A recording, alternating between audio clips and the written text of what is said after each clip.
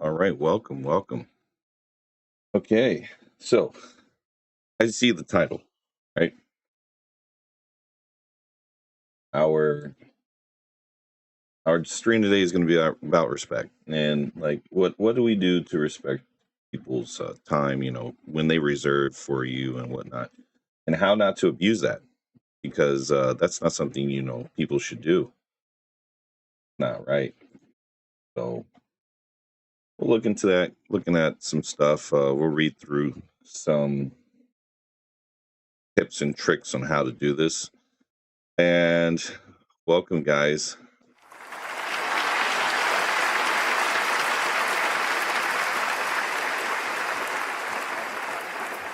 Hey, the winner of the YouTube beef is here.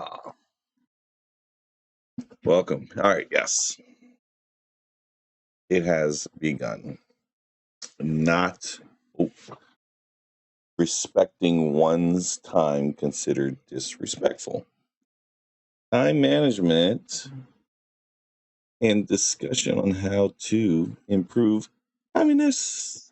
All right, guys, look, panel, you guys can come up if you want. All right. More than welcome to do that. I'm I have it open right now. Just pop in and you can start talking, give your thoughts. And if Bobby wants to show up, Bobby, by all means, come on in.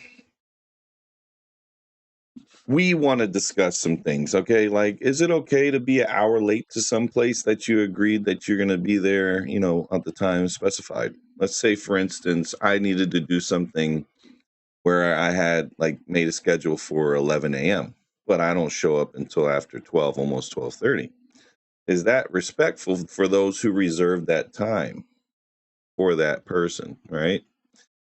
I don't think it's respectful because we're not taking consideration what is it that this person is doing on their end, and why should people be able to adhere to the times that they give, right? Like, what is it that you can't stay on task?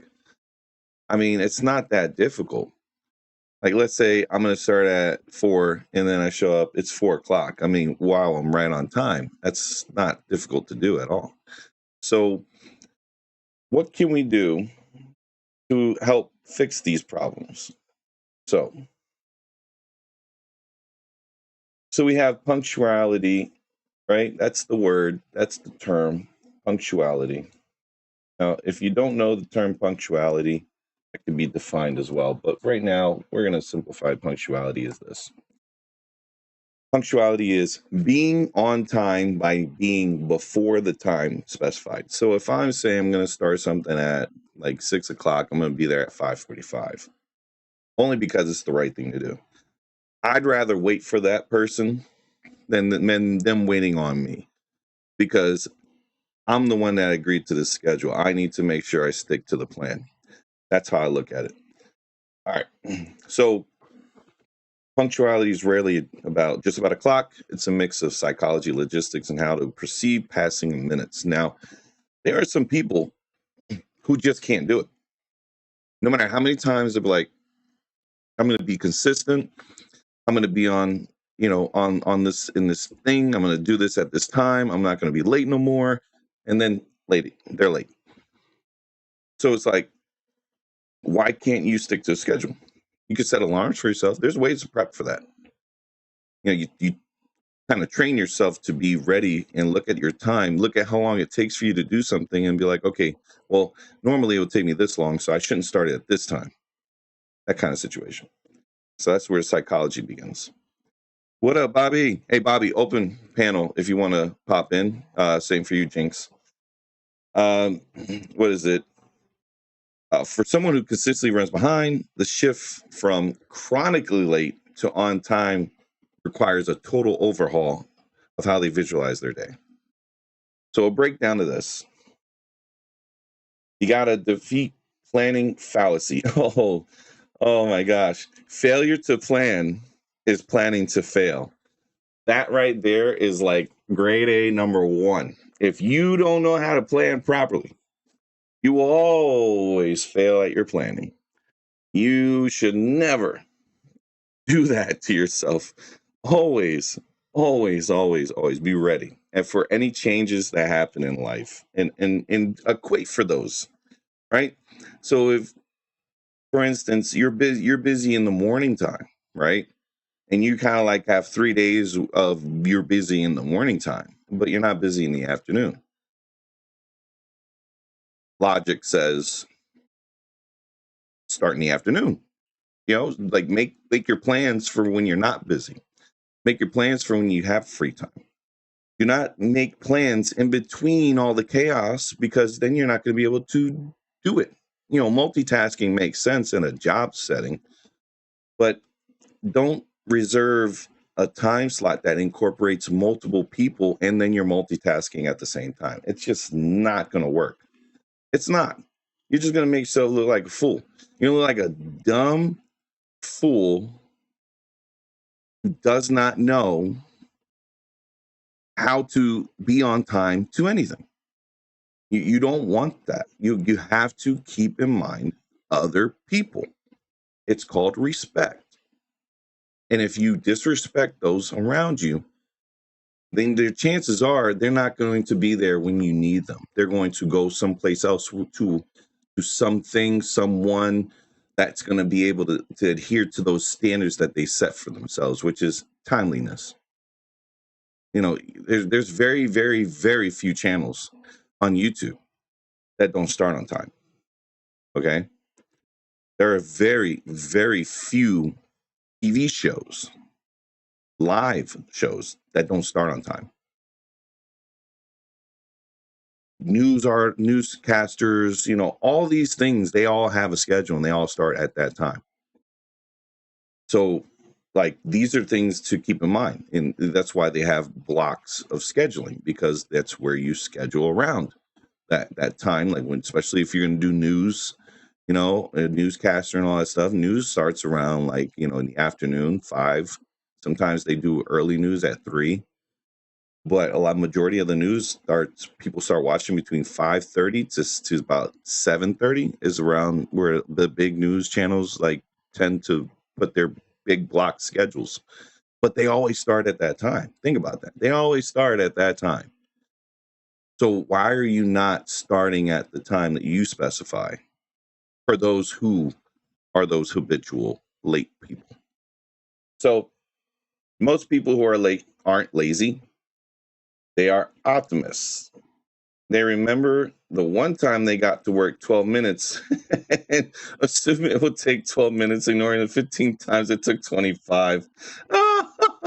Yo, that's funny. The optimism of someone who's habitually late, but like, oh no, you know what? It only took 12 minutes, so I'm going to assume that, yeah, that makes sense. I know somebody who does that they think because you make $100 in one day, then you're going to make $100 the next day when you're doing a job that requires you to deliver a certain amount of number of deliveries. That's funny. The plus 50% rule. If you think a task or a drive will take 20 minutes, budget 30. It feels like wasting time, but that 10-minute margin that absorbs traffic jams, lost keys, a last minute phone call. Now that's true. That's something to really, really think about, right? How I do my schedule for my mornings, I wake up 2 hours before I even start. Only because I'm like, I'm going to walk slow. I'm going to get dressed slow. I'm going to prepare slow because I do not want to, I don't want to be late, but also want to overestimate my time. And every single time, and it's been working for almost 2 years now, I have not been late, even when I wake up late. So it's like if I ever woke up late because I was super exhausted and I get myself ready and I don't take my time, I actually go quick, and then I can get out. That's why you do it, because in case there's something that happens and you can't make it out on time, you still make it out the time that you need to get to where you need to go. That's where I'm at. That's how I live, because that's the most appropriate way.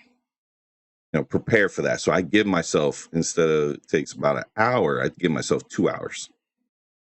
Right? It's not that it takes an hour to travel there, it just takes an hour to get ready. I just use the other hour to chill or to take my time. So I got a big budget.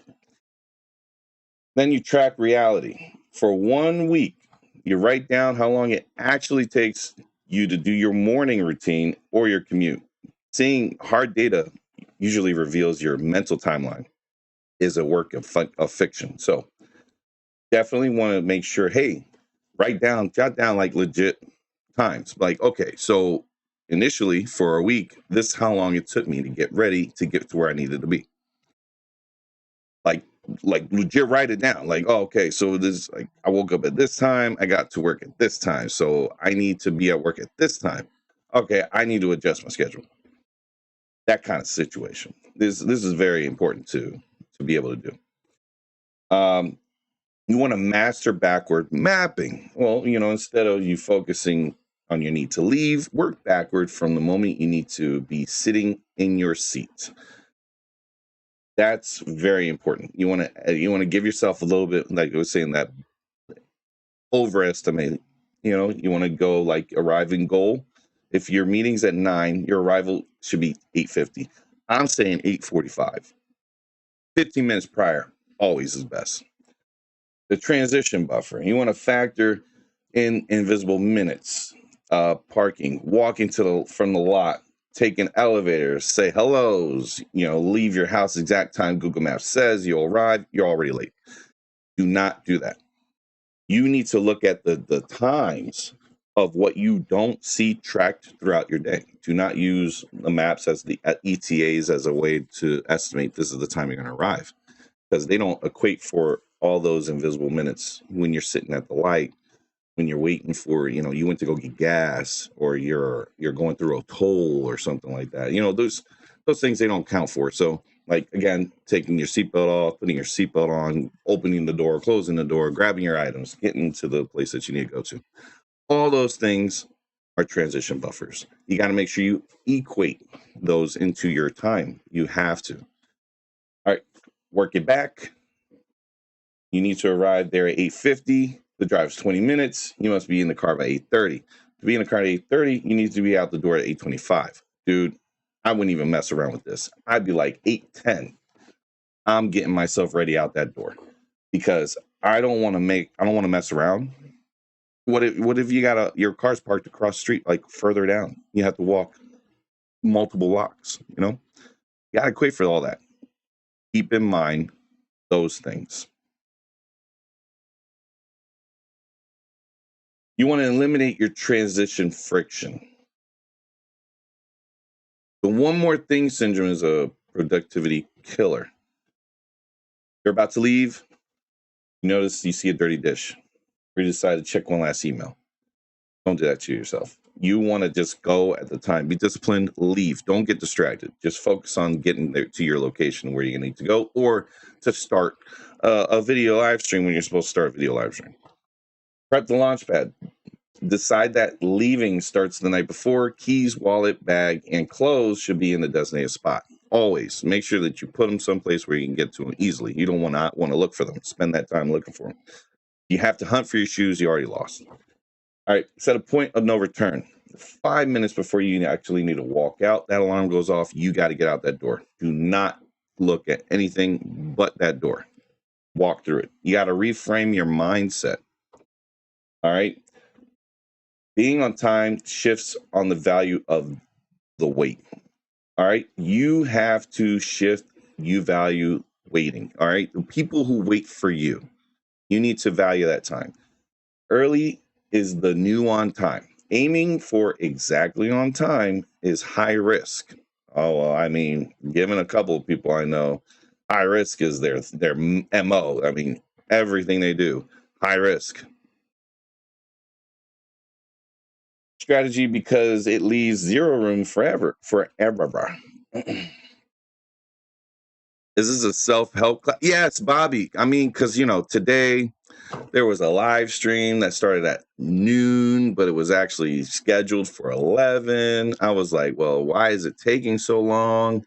This is kind of sad.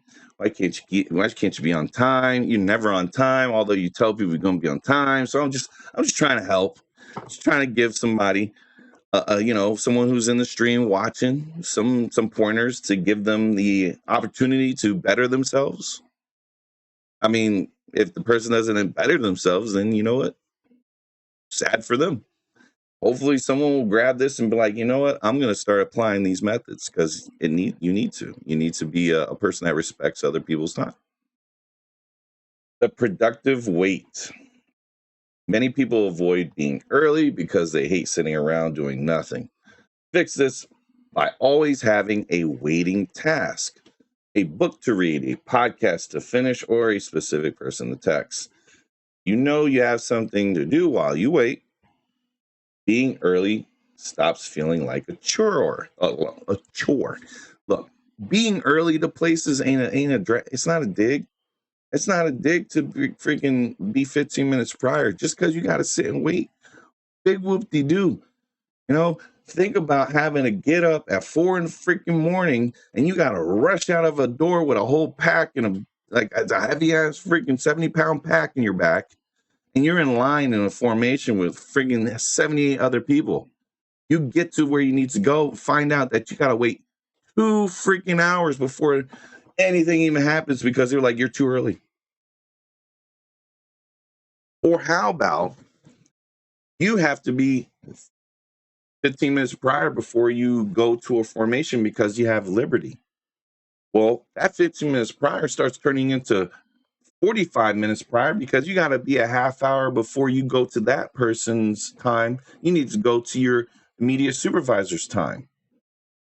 And your immediate supervisor's time's telling you, well, no, you need to be another half hour because you got to go and check in with your lead NCO. So now you have to wait for your lead NCO's time, which is a half hour before that. Before you know it, you got about 2 hours of waiting just to be told you're good to go. Military boy, I tell you, man, it really gets frustrating when it does happen like that. All right. So we have a table here of punctuality, right? The tactics, the problem, solution. All right. The problem, all right, for those who can't read what problem is, problem. And for those who don't understand, solution. Here we go. Underestimating travel. That's the problem. Okay. Person who can't start on time. Add 20 to 30% buffer to every GPS estimate. Very easy. Especially when you have to pull a live stream because you don't know how to do one from your home. Stop, pull over, and start the dang stream at friggin' 10:55. One more thing syndrome. Set a hard stop alarm before you leave home so you can do that live stream on time. Morning chaos. Prep the launch pad night before, which is make sure everything is in your pockets and whatnot before you head out that door the night before. Fear of waiting. Bring specific waiting task book app to enjoy if early. Now, this bring a specific waiting task app does not include Heritage, does not include Bet365, does not include MGM, does not include Bovada, does not include FanDuel. It's like something productive in your life. Like, some book, self-help book on how to be on time. Those kinds of things. Back again, Jehu.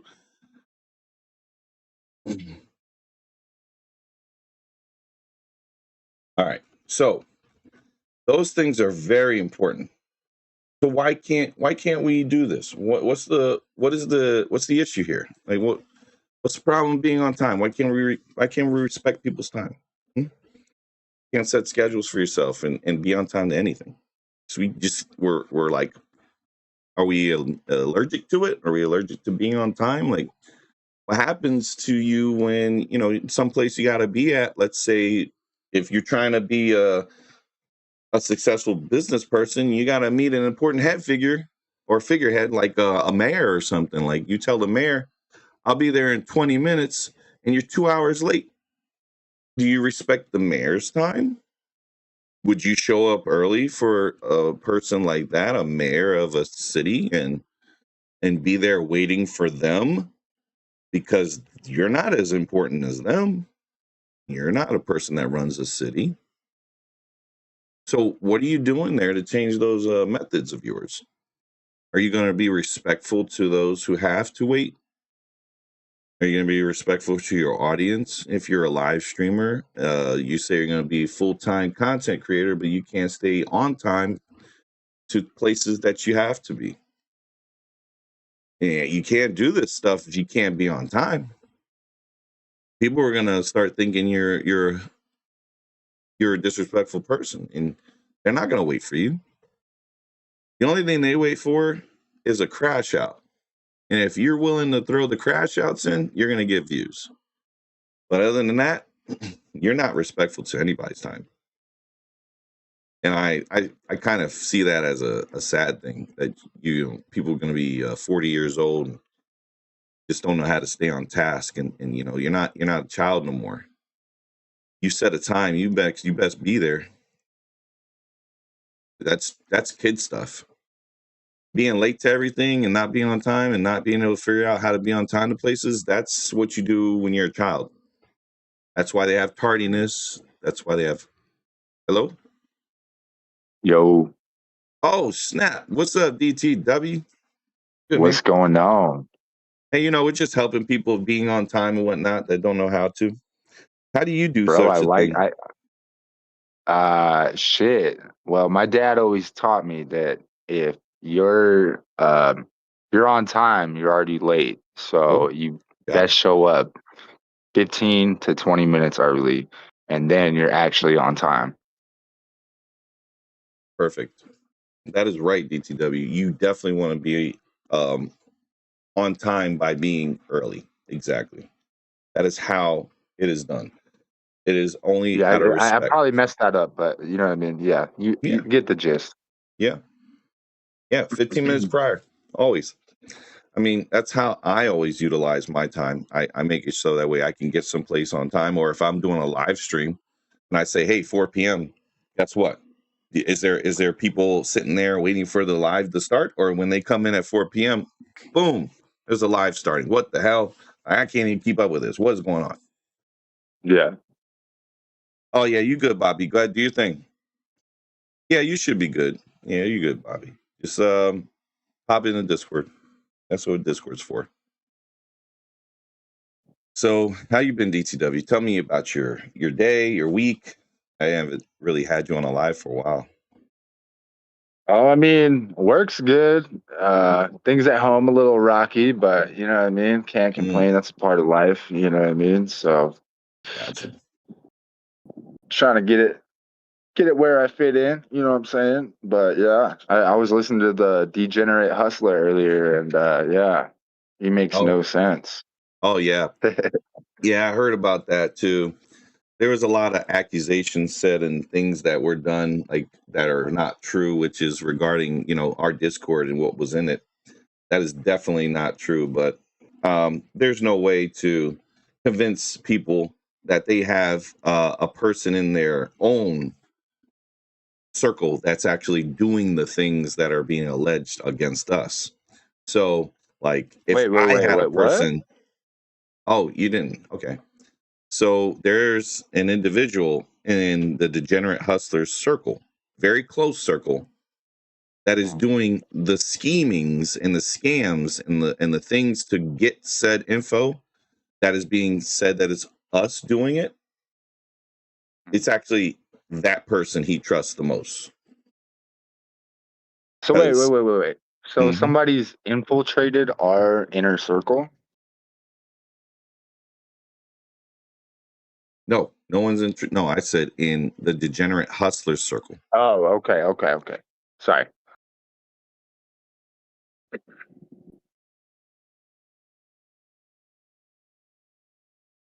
So, like, there's some stuff happening there that was alleged. I'm like, well, that's kind of dumb. Why would we go ahead and put people's info out there in our own little chats? Like, where's the pictures at? Show us the screenshots if that's true.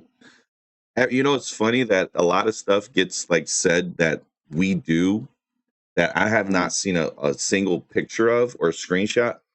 but everything Mhm. that I have seen of the degenerate hustler has been proven with a screenshot, fax, or some type of text message that shows that they did that. Like Right. I have things I could pull up that show bonus abuse. I have things I could show that prove um what the bank accounts being negative $17 and shit. We got stuff we could prove um that were phone calls of people having their stuff taken. You know, there's lives of dude actually saying that he took 50K from his grandpapa. Like what's Wow. going on there? Unethical things happening. Like a lot of it in a sus situation, talking about youngins like teenagers and taking them on car rides and stuff and letting them be Whoa. alone. Like that's weird. Why are we talking about people that are not our kids and we're being alone with them and like, yeah, they get to stay with us alone? Like, why would you say something like that on a live stream?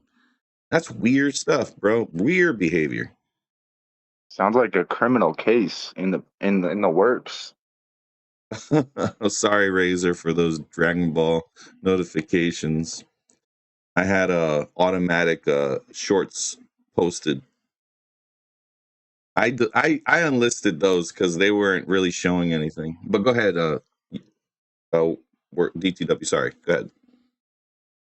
Oh no, I was just reacting to your all this information about the sus stuff that's going on. Well, here's the crazy thing. Like, it's being alleged that we were able to get information about somebody's address through using something. I don't know what that thing is called, but for somehow you could look at someone's home of record by their license plate.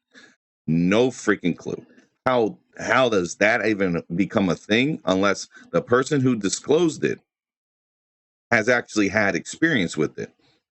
So Mm. I'm going to say Ski is the one who's doing all this stuff, and the degenerate hustler's dumb enough to listen to say that that's us when we haven't Well, I done that.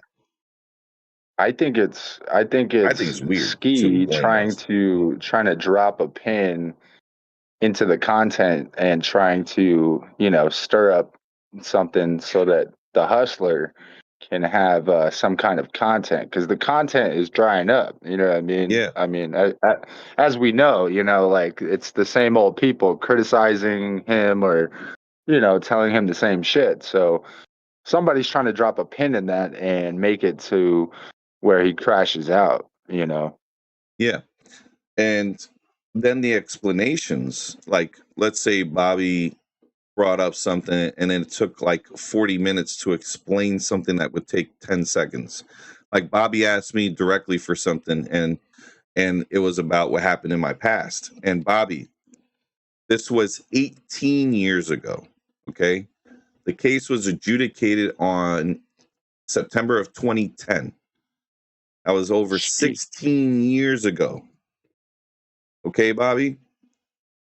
Regardless of whatever this dude says, that stuff I said, I know what I went through. So I'm going to say what's going on with me. And I say it very straightforward. I'm not giving you a whole story. I'm not going to go and say, oh, this is this, and then there's a da, and then there's a, and and that's how I prove it's wrong. You can't word salad your way out of a situation that you made for yourself. Like, you Well, caused there's a this for di- yourself, and accountability is all we're asking for. Go ahead. Well, there's a difference. You know what I mean? It takes a real man to take accountability for his actions and his mistakes. Right. And it sounds like you have, took full accountability for your mistakes, Of course. owned it, and actually, admitted to your wrongs. And, it took you however long to, admit that and, move on and become a better man because of that situation. We're not all perfect, but at the end of the day, we make mistakes, we learn from them, and it makes us better or worse. So Yeah. Yeah. And that's the kind of thing I'm talking about, right? When I mention these situations here, is that I don't mind talking about a situation that happened. What I do mind is when there's fallacies and inconsistencies to my story being used as a weapon to try to discredit me as an individual. See, I'm not currently a gambling addict that refuses to get help. mhm. Okay. I am not currently a bipolar crazy lunatic that uses YouTube as a therapy session. I take Mm, my medication. mhm. Okay. I am not stuck in a cyclical event of doing the complete opposite of what's productive in my life so people could respect me and take me seriously. Mm, I am not being clowned by my chat. I am not mm. being put down for my choices or being criticized for all my choices because I don't tell people what I'm doing outside of YouTube. Yeah. Because unless I disclose it, it doesn't matter. It really doesn't matter. If I want to share something with y'all, I will tell you. I'm not going to go, well, I woke up today. I didn't shower because, I was running late. So I smell a little oniony and it's okay because, look, I'm just going to be real quick. And now, I'm going to make $120 today because, I want to make some monies and I'm going to work 7 days a week for 30 days and I'm not going to stop. And then I'm going to make fun of others that do have days off and have time to themselves and are able to Mm, sit still and do a live stream on time and have a life yeah. outside of the deliveries and the YouTube. I actually have a great life outside of YouTube. I do And stuff. and with that, sometimes like I want to say this. Sometimes Yep. less is more, you know? Facts, Sometimes bro. sometimes giving a little will want people coming back, like you know what I mean, like giving your whole fucking life plan is not the strategy to make it on YouTube, because people are going to pick holes in every single thing that you say, because you're putting it all out there, you're putting your whole plan out there and then expecting you to win the game. You're not going to win the game because Right. you you know what I mean, it's a game of chess, you know what I mean. Yeah. And I recommend, because Pedro even showed up too, right? Pedro recommended 30 days, nothing, just stay away. And then that's what he did, right? This Yeah. just go away. Like no one, like you're a locale, you're a joke. Everything you do is a joke, and you're gonna get criticized for what you do, whether it's good or bad, because guess what? It's you, the locale. So like we're not gonna have positive things to say about you because you don't have positive things to say about yourself. Mm, And he has not ever came out there and said anything positive about himself. Hey, thank you, Brazy. He hasn't brought anything positive about himself to the public. All right. He hasn't passed that insurance exam, which guess what? Twiggy said Twiggy will sue him, right? We all were going to donate to him, but if not, it would be the amount that we would donate to well, sue him. not only that, Twiggy was going to put him in his will Yep. as part of him As an completing incentive. that insurance. Mm-hmm. Sure And did. that was going to be a huge portion of Twiggy's life savings. Yep. But this man couldn't get up and Yep. actually put in the work to get something done, And which is funny sad. thing is, it was 4 days ago. It was 4 days ago when that was supposed to happen. That was a Oh, year ago, last year, 4 days ago. no way. Yeah. Yeah, it's been a year already. So it's like Wow. you these things you say you're going to do, you don't do them. You don't follow through. You don't do anything. You don't stay consistent. And that's what the criticism comes. Just like Bobby was saying, you don't stick to your guns. When you say you're not going to talk about me no more, you talk about me. And you think that's going to get you clout. It doesn't bring you anything because no one cares about you. What they want to see is the smoke. They want to see you crashing out. And guess what? You crashed out. You did what was necessary. You did the thing. You gave the locales what the locales would do. You did exactly that. You gave the content to be milked. And if you're being streamed and you're being like content's being created out of you, well, it's because you made it. You made it so. That's not on me. That's on you. The best thing for you to do, if you say you're going to do something, go and do it. Don't throw in I got a building as a way of being one up on people. That's an L, bro. Like, that is the worst flex in the world. That's like saying, yo, you know what? I got big bank, take little bank. I got negative freaking $1,000 in my account. What you gonna do about it? Sheesh. That's like that. It's that kind of aura, bro. You got negative 1,000 aura, and you're trying to like, I got a building. Like, that's going to help you. That doesn't help you, bro. Nobody wants to be a part of this disaster that you call a building at 21 West Federal Street. Nobody wants it.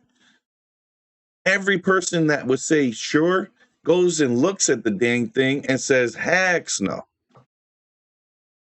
It's a disaster. The fact that he was willing to part ways with the building for $1 the other day tells me something. You know what I mean? It's very, the fact that you very can't bad. that you spent $10,000 but you're willing to let it go for $1. Yep. That's kind of sus. Oh, homie owes money to the owner because he said he was going to do it through the finance. He was gonna buy the building for what they wanted by paying them a monthly fee. That's what I remember him saying. Oh, it's okay, Peach. I'm not gonna be even though the stream is about respecting people's time, you're fine. We're not gonna go ahead and call you disrespectful because you can't adhere to the time schedule. It's okay. We're not gonna do that to you. Yeah, I mean, he we all can't have get anybody to jobs, fix the roof. work. Nobody wants to touch that thing. And what's going to happen is now he says the city don't even want to touch it. Like, because he can't get people to fix it. He can't get the help from the city. So it's going to look like they're going to seize the property. I think that's what he's going to do. Because he's already going to owe the second half in a couple months. Bobby over here playing both sides. No, Roy, no. That's not what's happening. So we're at two months of no payment? Oh, definitely. Let's see if we can find out the most recent. I gotta get my tablet so I can look at the chat. Yeah. I can't see nothing. Nothing, bro. Okay. Page Federal LLC. Where's my tablet? And let's see. Ooh. Yeah. Oh, look at that. Somebody got a penalty. Oh, uh-oh. Let's be bad. What happened? Uh-oh. Somebody got a penalty. What is a penalty, sir? Oh, penalty means you didn't pay it on time. Okay. So you got and what are the $106. What are the repercussions for not paying such tax bill? Well, since it's going to be 60 days after the late penalty, it can go into a foreclosure. They can actually seize the property. Wow. Yep. They will seize the property. $10,000 be wasted and be down the Mm-hmm. drain, sir? Yep. Sounds like that 10G is gonna go bye-bye. That bonus Oh, wash money go bye-bye. oh, that's juicy. Yep. Yep. This one's gonna be due very soon. This thing's gonna be due in July. So Okay, you now got I can 2 more see months. Vivaz, your shiny head is looking good, dude. No homo. Yes, sir. I just don't understand how that's possible, man. Like I have hair, but it doesn't it doesn't it's cue ball, bro. I feel like Krillin. Serve is gonna buy the building. Let's go, Peach. He Let's didn't even go. earn the 10K. He really doesn't care for sure. Brazy, Vivas, in here, picky on Dennis again. You should tell him he can Peach. What's up, all? Happy hump day. What's good, mighty Heidi? Um, Mighty yeah, Heidi, it's what's pretty sad, good? man. Look, this right here, y'all. Penalty has been incurred. Somebody is effing up. Yo, Roy, talk to your buddy. Ask him why he ain't paying his taxes. He's not paying his property taxes. He needs to pay his property taxes, bro. I thought you was one of the peoples that hold people accountable. You gonna do an emergency live stream and tell them emergency people are not paying their things like they're supposed to? Are you gonna do that? I think you should. Emergency live stream. Be like, hey, we ain't paying our bills. And dang, so like, who would have known a 40-year-old doesn't pay their bills? I Yeah, mean, that is your buddy scam. there, Roy. Yeah, Roy, that is your buddy. You know why? Because you go up on there and sweet talk Ski, who's a freaking despicable human being. And an even more despicable human being is DJ, who allows Ski to be on his streams. Anyways, Mm. he incurs a fee. So why are you not telling your buddy, oh, what you gonna do, Roy? You gonna create an emergency live stream on me? Oh, I'm so scared. Seeing you drink freaking Ooh, Diet Pepsi and fucking smoke yourself to death. Ooh, I'm let's scared. go. Shout out those cigarettes. Shout out to Newports. Oh gosh. Yeah, look, your dude got a freaking penalty, bro. Nah, because Dennis isn't live. He's paying his bill while driving. Yeah. Like, yo, bro, pay your bills, bro. Like, that's sad. You can't call yourself a legitimate business person and then you can't pay your taxes. Settle Well, I down, mean, he can't even pay softy. his bills. Okay, Roy. That's why you don't have Discord, you little softy. You're afraid of freaking Discord. You get Discord, come up here and say that. If not, I'll fly down to Nevada and we can have a live stream together and we can talk about this in person. We'll uh we'll rent out a an area so we can have some drinks Quality too. time. Some drinks. Go and Planet Hollywood. Go have fun there. Yves, don't poke Roy. He's currently holding his cheeks while flying. Oh, no. Turn the village to a trap house. No need to fix it up. Make money day one for real. Yo, Roy, are you on the plane right now? I thought you were on the road. Is he flying down to Texas today? I thought he was already there. That's Dennis taxes on his bill. Yeah, yeah. This is Dennis. This is his stuff. Look, what 21 West Federal Street, Page Federal LLC. That's it right there. And this is the fees. He incurred fees already. So don't just Wow. root for me and take my Jordans. Oh, yo, Roy, I would never. I would never. I need to go back to Vegas anyway, man. I gotta do this. Hey, we got a gifted membership. Went to Luffy is live.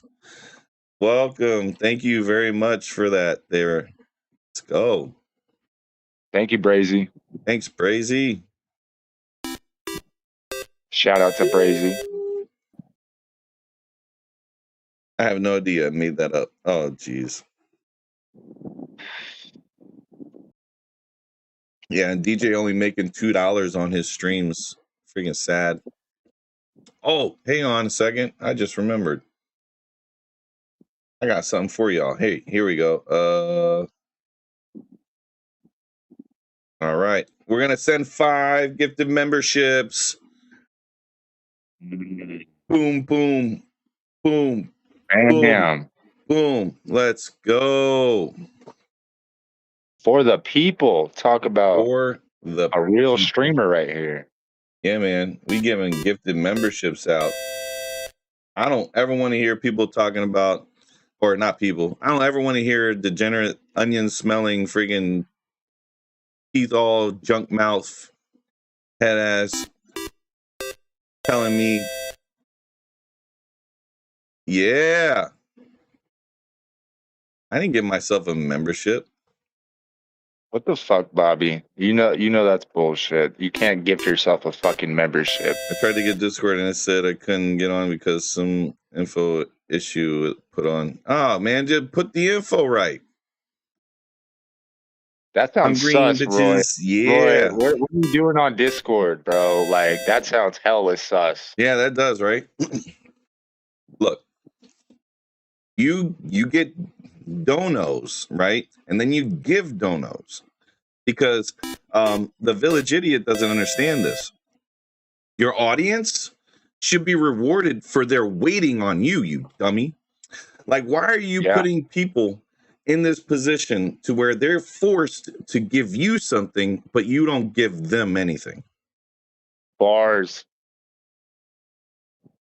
It doesn't make sense. Like, you shouldn't do that. Like, you should definitely reward your audience. And if that means do giveaways, then you do giveaways. If people are asking for it, you give the people what they want. And what your constant problem is, there, village idiot, is that you think that the audience needs to curve and change for you. No, you need to be malleable and you need to change with the times. The chat turned on you because you did what you wanted to do and you didn't listen to the chat. I think I had something with my birthday. I put it wrong and I will try when I get home. Oh, okay. Yeah, I get you, Roy. You could always create a new account too. It's not really that dire. You could just grab another email and just use a different email. It's not a big deal. Once you sign into Discord, it kind of stays on. I'm okay. I'm asking for you to never sing again. Is it possible? What?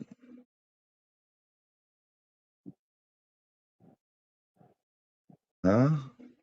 I'm not understanding. Dennis says he gives entertainment. That's what we should pay for it. Right. Bobby, I'm only on Pornhub to keep track of my movies. Oh my gosh. Like when he spends weeks telling us he was sexually assaulted when he never was. Yeah, another one. Thank you, Peach. Thank you for Bobby for actually pushing back on that. The dude told us, there's a video of him saying this, that he was essayed, right? And then Royce is like, okay, then go take the test. And he never did. He lied about that. And I'm like, why are you doing that? Why are you putting yourself in this position? Like, why are you going and lying to the public and then you expect the public to respect you? Like, you're the one that said these things. And the only time he got essayed was by that bike. That's the only time. Yep. That bike definitely went up his stuff and gave him the anal bleeding. That's the only time. Exactly. Dennis was typing in the chat earlier. Maybe he's looking for a truce. Nah, I don't think so, James. And the only way there will be a truce, I'm telling you, James, I will say this again, and him saying these things that I had said, which is not true. All right, I'm telling you what I would say. And this is public stuff because I'm not saying things behind those scenes. I'm not contacting somebody and saying, if you're my friend, and then all this stuff, and then I'll let it go. No, I'm not going to say those things. That's stupid. Why the heck am I going to beef with somebody and then talk to them behind the scenes and say, I'll be your friend? F out of here. I'm going to say, as I have said it from the beginning, this dude wants this to stop. He will need to close all of his sports books. I mean, deactivate every single one. Not I paused it. No, completely delete. All right. There's none of, and then he needs to go to rehab for gambling addiction. Okay, because even though he's not gambling through an app, he's gambling with the building. He's gambling with trying to find ways to get rich. He's taking risks in things that a habitual gambler would do. Just so y'all know, it's not just the apps, it's everything he does. I am not freaking cool with someone who does this. It is not cool, because you can't admit that you have a problem, and that problem has expanded to your whole life. Your whole life is a gambling addiction. You need to pause, reassess, and go get help. Then come back. That YouTube pause, that's not what you need. You need to go to rehab and do the thing. It's never happening, James. Of course not. Can we play the Amy Winehouse song? No, we can't do that. It's copyrighted material. But I know what you're talking about. Yeah.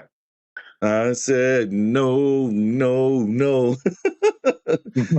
Wanted me to go to rehab, and I said,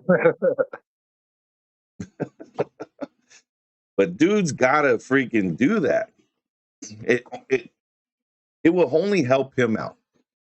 Once he does all that, goes to rehab, and then he goes, look, this is my final stream ever. I'm going to shut this account down, and like I'm going to rehab. And then he's like, shows the rehab thing.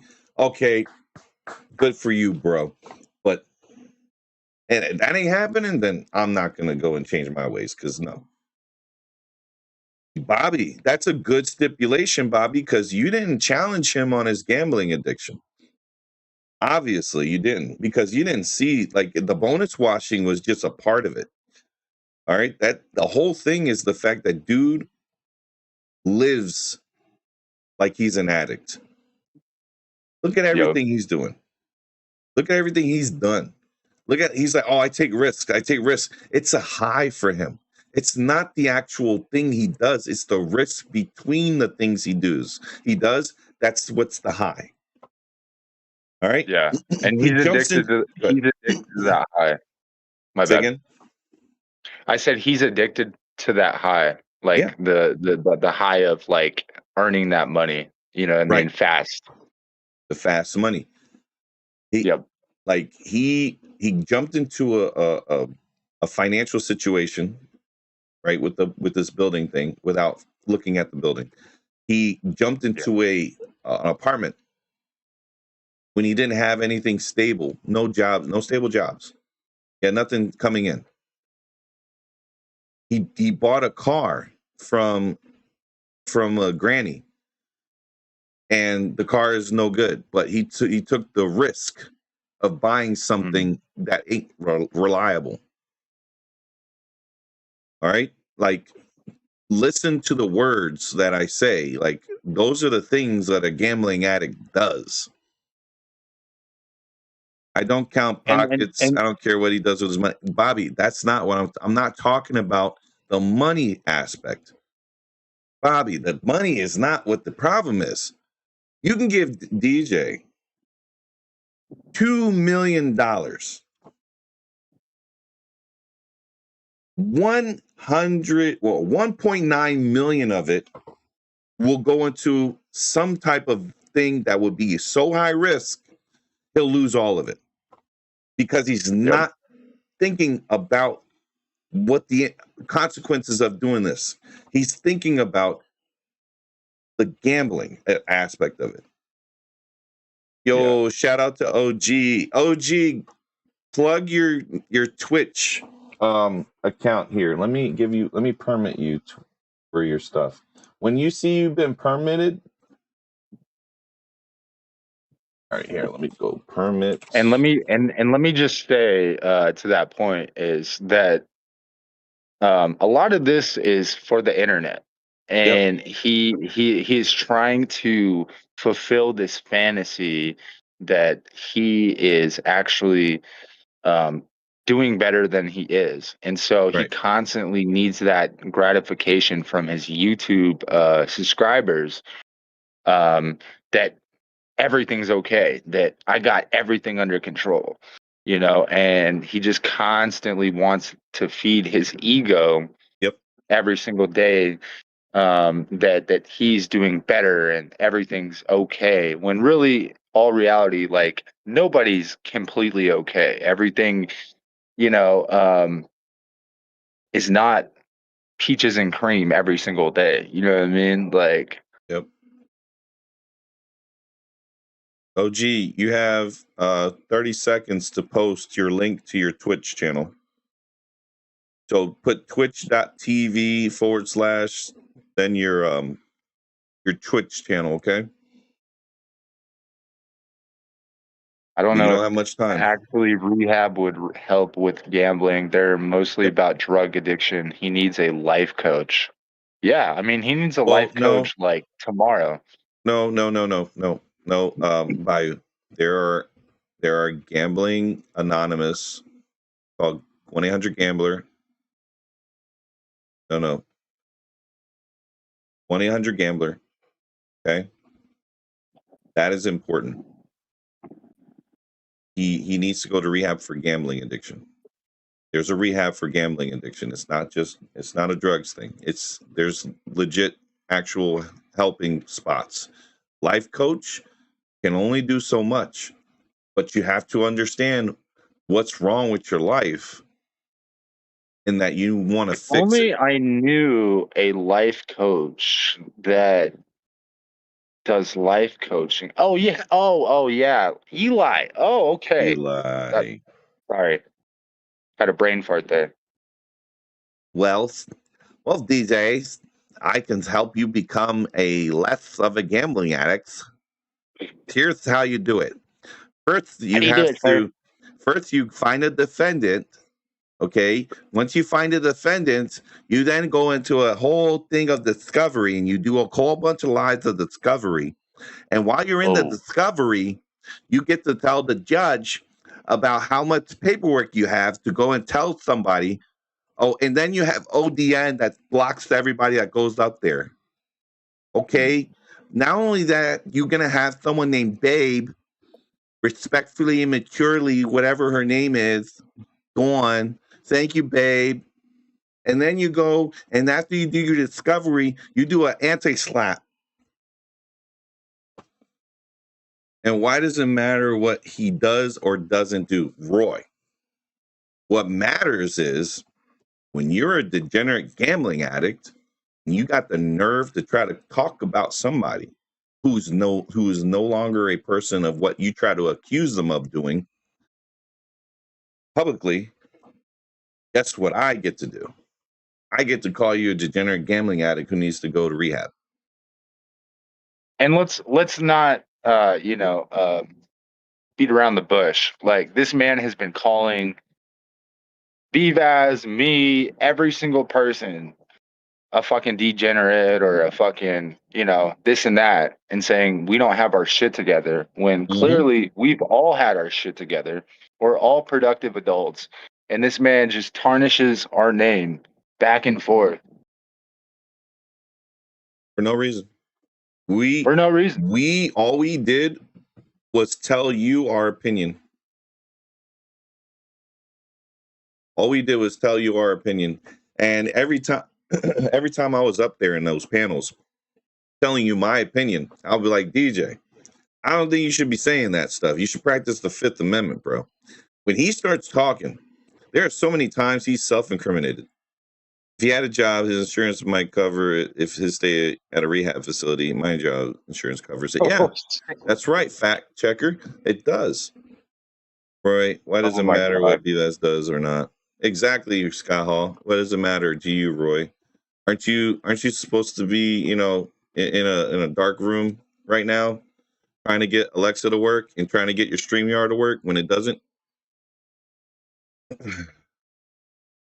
Go fix your computer, sir. So I just look at it like that, man. Like it's a double standard with this guy. It's a big time double standard, and all I've done is always told the truth, and I've always brought up the opposing and contrarian side of things. But like, you know what? I don't know. I don't think that's a good idea. Or I don't know. That doesn't look like it's a thing. I don't think that's a good thing to say. That sounds sus. Like, oh, that's all I would do. It's just like, that's anytime he says something, I would put that in the chat. He goes, why are you telling me this in the thing? Why are you just saying this out on the chats? Why aren't you telling me this behind the scenes? Like, bro, because you're fucking talking about it out here. Why can't I just go ahead and say it out here too? You put your life on the freaking line, bro.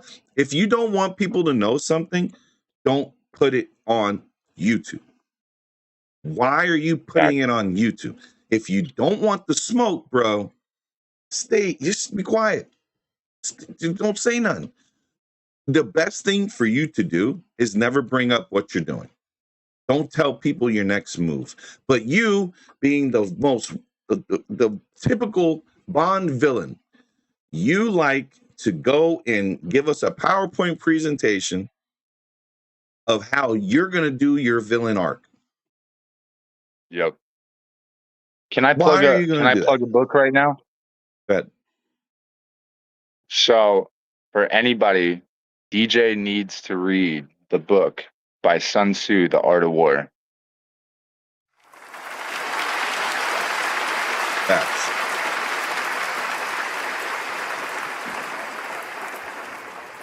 That is such a good book. And that book. And it'll teach you everything you need to know about life. Like, it is so impactful. Sorry, Go ahead. Yeah. To answer the chat, James, I went to elementary school with him. I was in 4th, 5th, and 6th grade with him. 7th and 8th grade, I went to a private school. Then 9th grade, I was back in high school. So I did go to high school with him, but I didn't stay long. I left shortly after.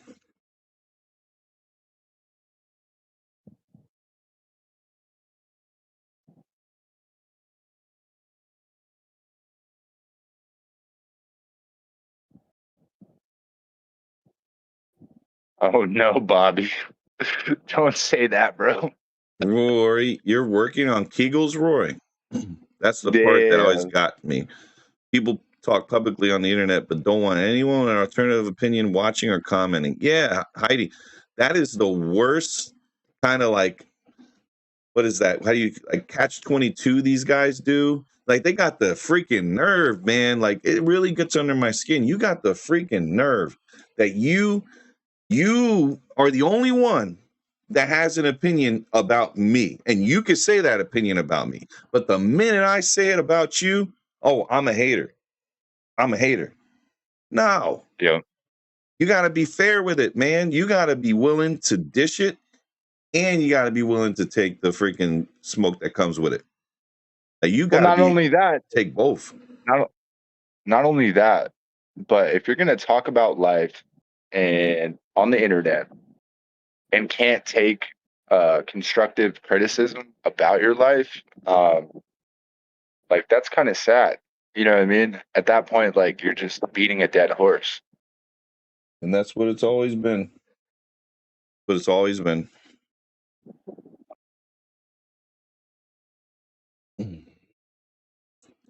I never understood it. And every time I would say something, like 4 lives would be made or videos would be made about me. Completely saying lies, saying things aren't true. And then I'm like, well, why are you saying this stuff? Who was telling him to unalive himself? Who was telling him nobody? to unalive himself? Because I sure as heck never said that. That's ridiculous to say. Who is that? Well, no one could be here without it's probably Bobby, because no one could be here without my permission. permission. What Yeah. if God was one of us? Just Hey, a Bobby. slop right. Yeah. What's good, man? Okay, see, I don't like the way you asked me that question. Yeah, no, that's why I said it like that. Oh my God, here we go. So, All right, go ahead, Daddy. Give me lashings. no. This is what I wanted to do. Need serious help. I'm not joking anymore. Thank you, Paris. Like, this is what I was saying. Like, it's very manic of this dude. He's in an episode that's really weird. But Bobby, there were some things that dude was explaining to you that you had questions on. And one thing that I don't like is that he has to over explain something in order for the point to get across. That's a huge issue I got. You shouldn't have to take 30 minutes to say something that takes 5 minutes to answer. Not even 5 minutes. It's like a 10-word answer. I mean, I don't disagree with that, but I can't control how somebody chooses to answer or not answer. So, well, here's the some thing. people just over explain. Okay, so with everything that was you were brought up as a question, and you got those answers. What percentage do you think are BS, and which percentage do you think were kind of legit answers? I think it's like 50-50, for being honest. I'm going to say it's like a 70-30. 70% BS, 30% truth. Now, there are true statements that were said, right? The inheritance thing, he blew it. All right, that was true. Yeah. The situation with the baby's mama, with the kid, that wasn't his. You found out like after 6 years it wasn't his, but as like a how you call those guys, the ones that you find out the baby ain't yours and you still stick around. You're kind of like a goofball, right? Shout out to Maury. So Maury, right? And he still sticks around, right? He used to say that you're kind of a simp if you do that, right? And then that those things, that's true, right? So those things are true. He's talking about his kids. They're true. There's really not a fake there. What the fake parts are that really bother me is the parts where he's trying to explain the Cash App situation with the dead auntie. Dead auntie. She did. Well, when he like tries I said, to explain, the way he explains it and then the way you explain it is two different stories. And like I told him, there's your version, his version, and somewhere in between those. No, that's not what I'm getting at. Let me finish the thing, and then I'll let you respond. The Cash App stuff, like when I'm saying, I gave you examples of what was good. I'm gonna give you an example that these are the things that are too sus to over explain. You just need to own it. All right. Don't talk about the stuff on the internet if you don't want the smoke. This is one of them. The Cash App, he's been banned on Cash App because he was using a Cash App that was not under his name years after she passed away. He didn't tell you that timeline, but this person has been deceased for a long time. Okay? Yep. Before they figured it out and they banned him because he was using those Cash Apps for the bonus washing. There were deposits that were sus, so they canceled it. That's why. Yep. Why do you have 8 accounts?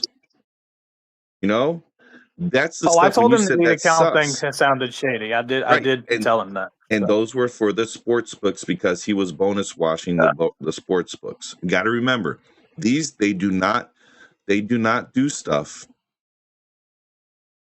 Oh, he's said it himself. OG, there's no OG. Don't say stuff that ain't been said before. And Bobby was there. Bobby got the word. He says, I'm banned on Cash App. And he says exactly why. There's no alleged here. This is him admitting to it. But he's trying to over-explain why he was banned. But he got banned because he was using someone who was deceased. You can't do that. It's not his. Cash App should have been closed. But he got banned because he had 8 accounts prior, because he was bonus washing. Like they're lot, like if you pay attention to things and put them in a puzzle, he's telling you, he's admitting to his freaking degeneracy. But he says it so fast, you guys don't pick it up. He's like a freaking car salesman selling snake oil. You got to pay attention to everything he says. That's why every There's time I was up there, I'd definitely a lot of words. Yeah. That's why, Bobby, I'd stop him. I go, wait, you just said this. What the heck? I pause a little bit because I'm listening. I'm processing. I go, wait a second. You just said this. That's real sus. Oh, you're a hater. Oh, you go. You know, he would boot me because I would do that because I paid attention. You let him talk. That's the worst thing you could do. Every point he says, a sentence, that's when you push back. You go, wait, you said too much. You need to backtrack now. We need to cover this. Well, to be fair, the reason that I let him talk is the same reason I let everybody else talk. I'm, believe it or not, like, I might be kind of rude sometimes, but like I'm not a complete dickhead, and I try to be respectful when I'm on people's panels, and I try not to like yell or talk over other people. So, I do that with everybody. So. Oh, gee, anyway. You don't understand. Multi-apping in order to bonus wash is a TOS violation, OG. And you know what, OG? Just for you. Let me do something real quick, guys. I'm going to do something with them. We're going to go to Bovada, and we're going to go to the terms of service, OG. OG, we're going to look up some terms of service for Bovada, okay? Because you obviously don't get it. And I need to help you get it. So let's go ahead and type bonus.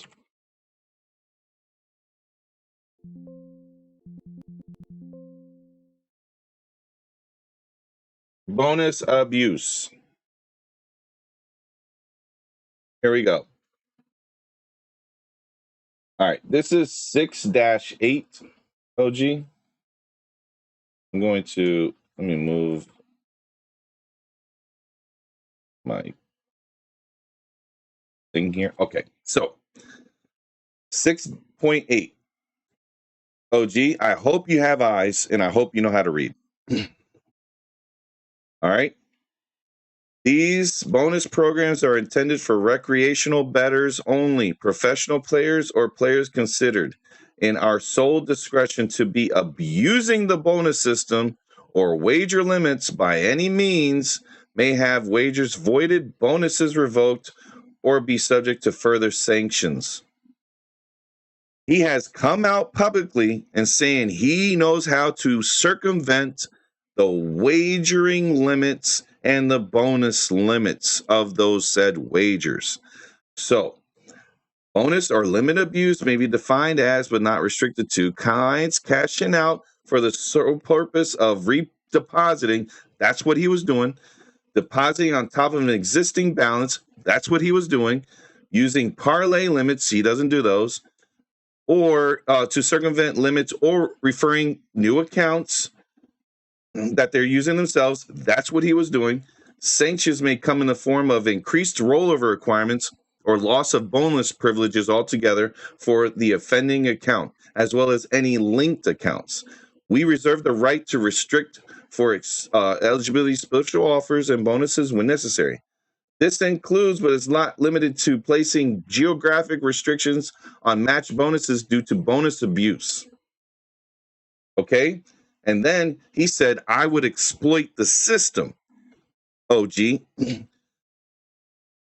This abuse of system vulnerability, if in our reasonable discretion we determine an account sought to or actually did exploit any hardware or software error, malfunction, bug, or other vulnerability. That's the catch-all right there, other vulnerability. We shall immediately close such account, and all account balances, including both deposits and any winnings, shall immediately forfeited. They shall be immediately forfeited. So guess what? That happened to him. Just so you know, he got deemed a bonus abuser, and he kept doing it, and they caught him. Why am I going to get blamed for something he did? That don't make sense, Bobby. I didn't do it. That's fine. Yeah. Well, here's the thing, and I'm gonna tell you the same thing I told him. Right? Like I'm not in the middle of y'all shit. I was up there for specific reasons, and then it kind of like went sideways, and you're not being blamed. It got involved. It got devolved into all kind of different conversations I You wasn't don't have to prepared defend for. yourself, Bobby. Bobby, I'm not No, here for you I to know, defend but yourself. You don't need to. I'm trying to make you understand that I'm not.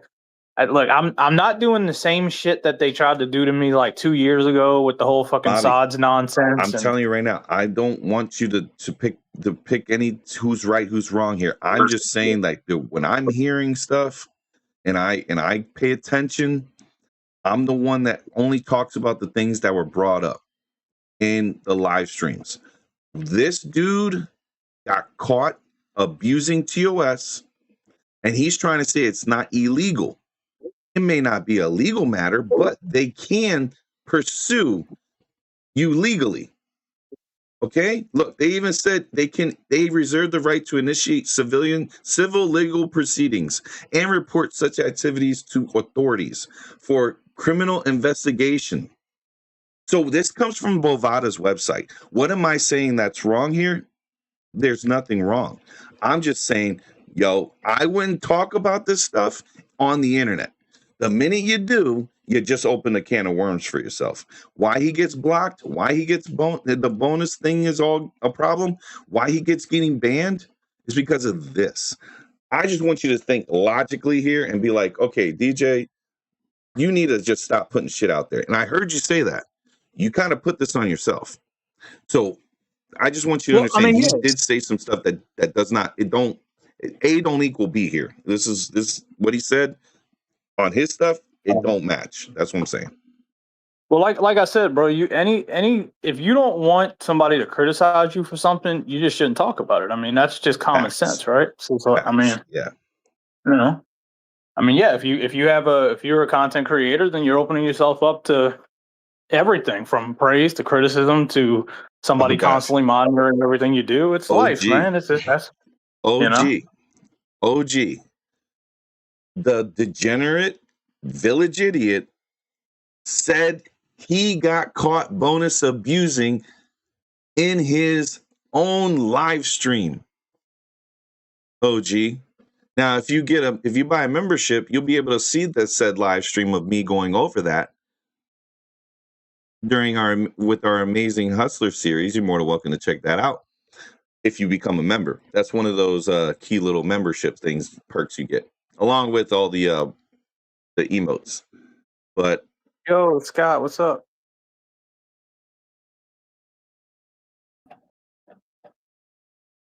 Can y'all hear me? I hear you. Okay. Scott probably needs to get his mic working. No, he might have walked away. OG. I am not saying unfounded allegations. I'm saying this is what dude said. What are you not understanding, OG? You weren't around for this. Don't be the freaking Glazer in chief. Don't take the mantle away from freaking Nab. Nab's got that on lock. Don't take that away from him. Don't let us crown you Glazer in chief and bump him down to Vice Glazer.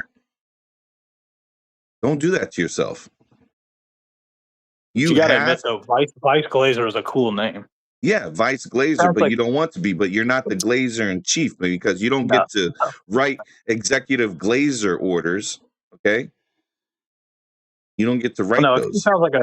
It kind of sounds like a Mortal Kombat character. I don't know why. This is what I thought no, it's not. But OG, come on. I want you to understand, I am not jumping to conclusions. I don't say shit that should not be said.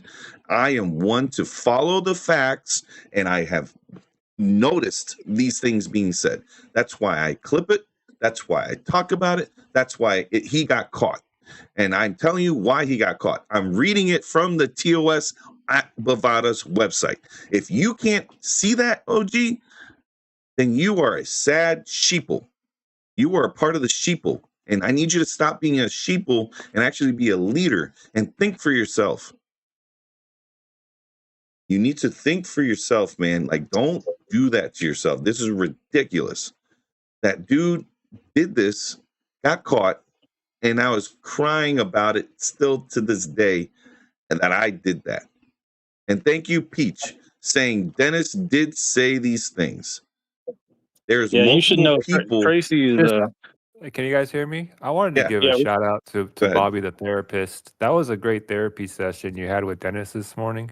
You were up there. He was talking about why people are mean to him, how they bully him, and all this and that. And you were being honestly a very kind and loving ear. Okay, I just so want. I'm I waiting want for to say I you. I'm waiting appreciate. for you to criticize me. I say you. I appreciate you. Nah, And, Scott, and I that's don't no. expect, like I said yesterday, with the fence post being up your ass, I can see Yeah, you still haven't pulled it out. I knew. Thank you. I knew that's where you were going with this. I Oh, appreciate OG, that. you don't get it, man. OG is a fan of Dennis. Let that sink in. Yeah, he is. I You're knew. like, it's not a I knew broad you couldn't. encompassing.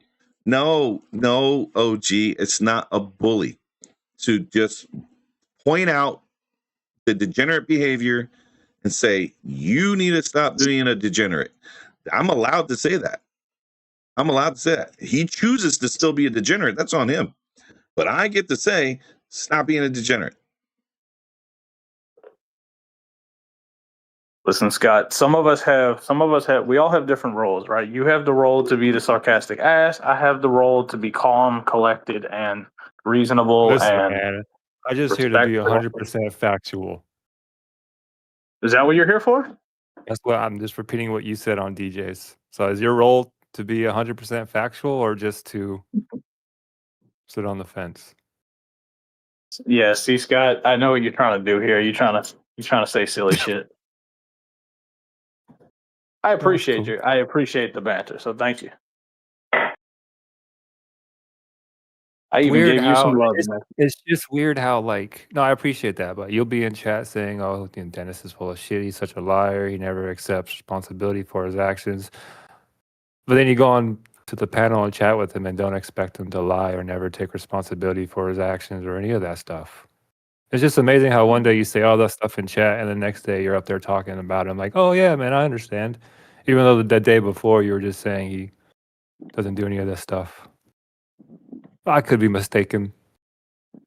You sound like you're mistaken. You sound like you're trying to gaslight me into arguing.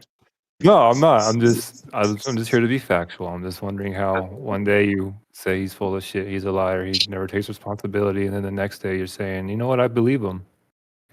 When did I say that? I never said I believed anything. I don't recall saying that.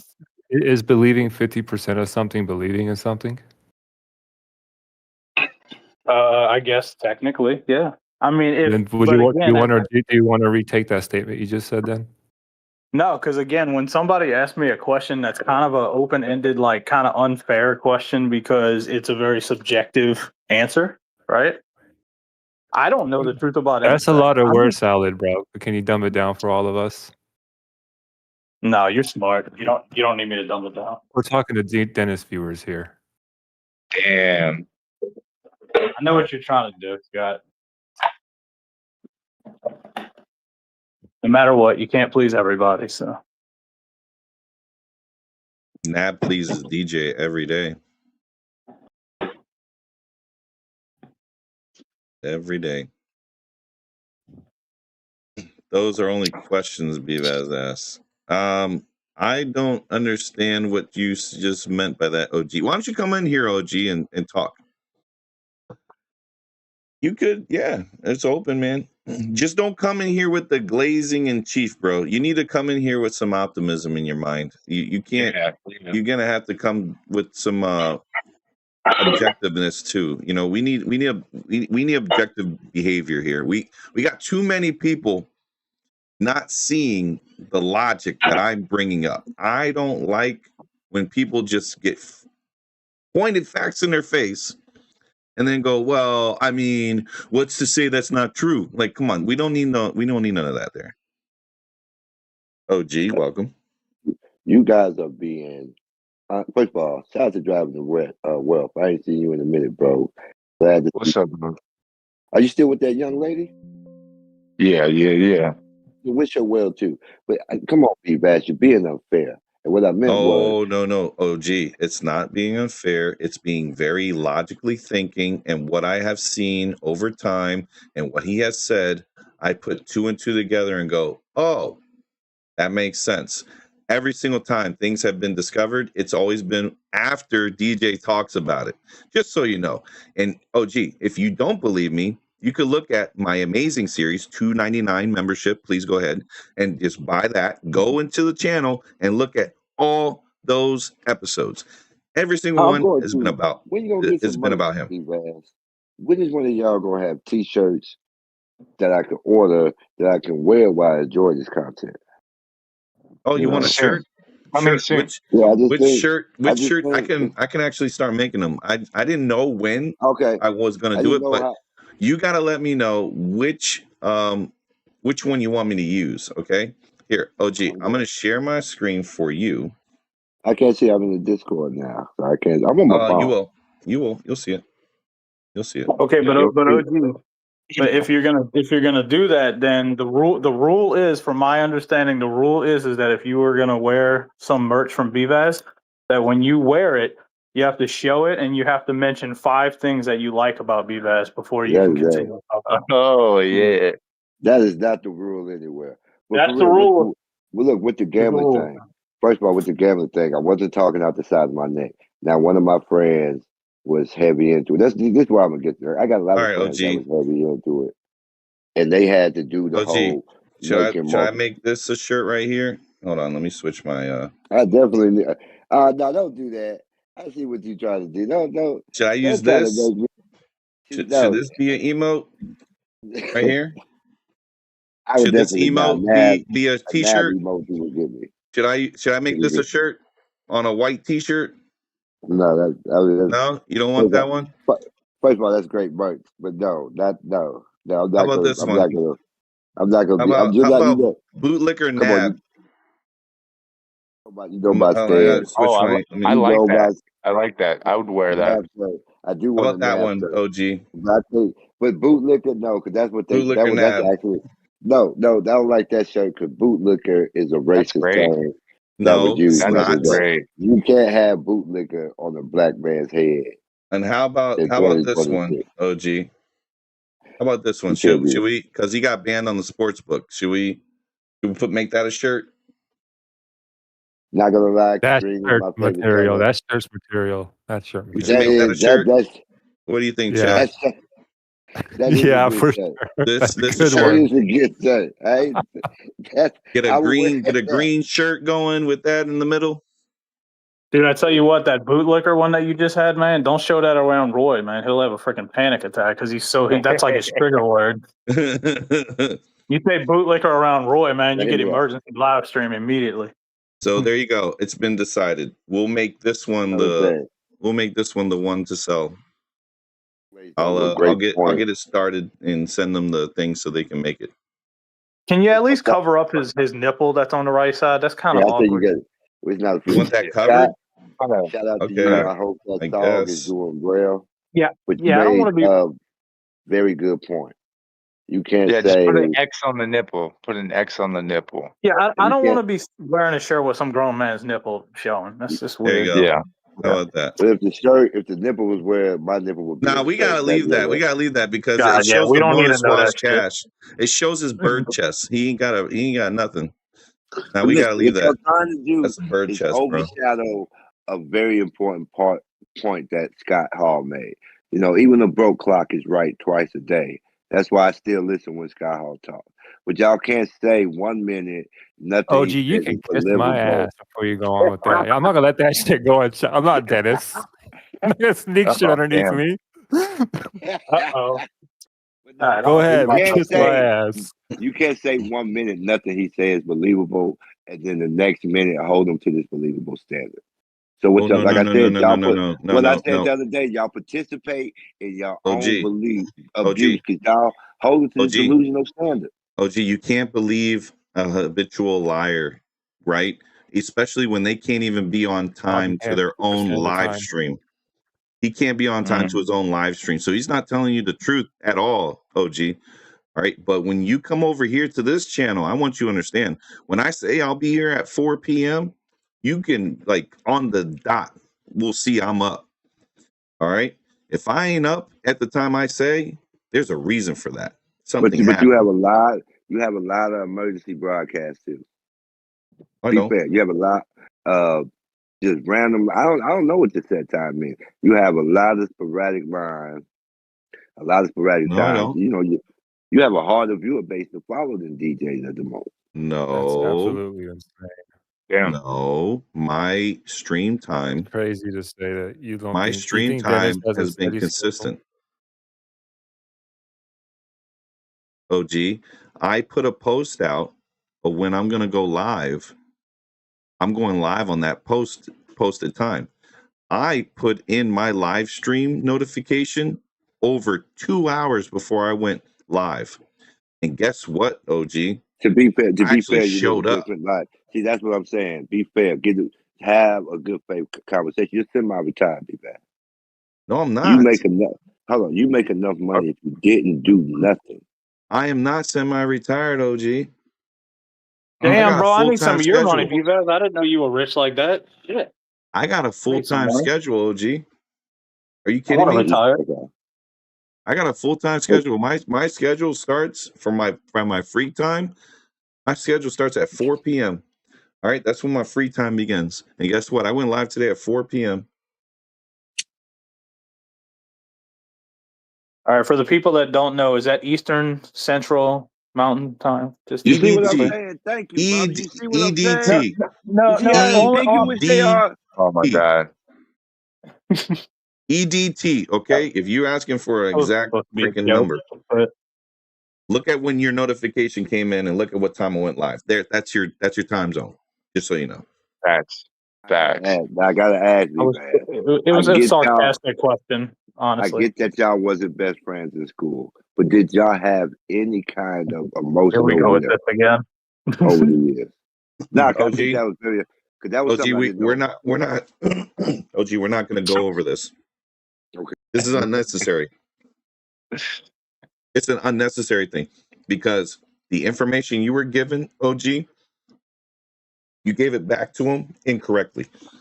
I gave it back incorrectly. Hold up. Dun dun dun. Hold up.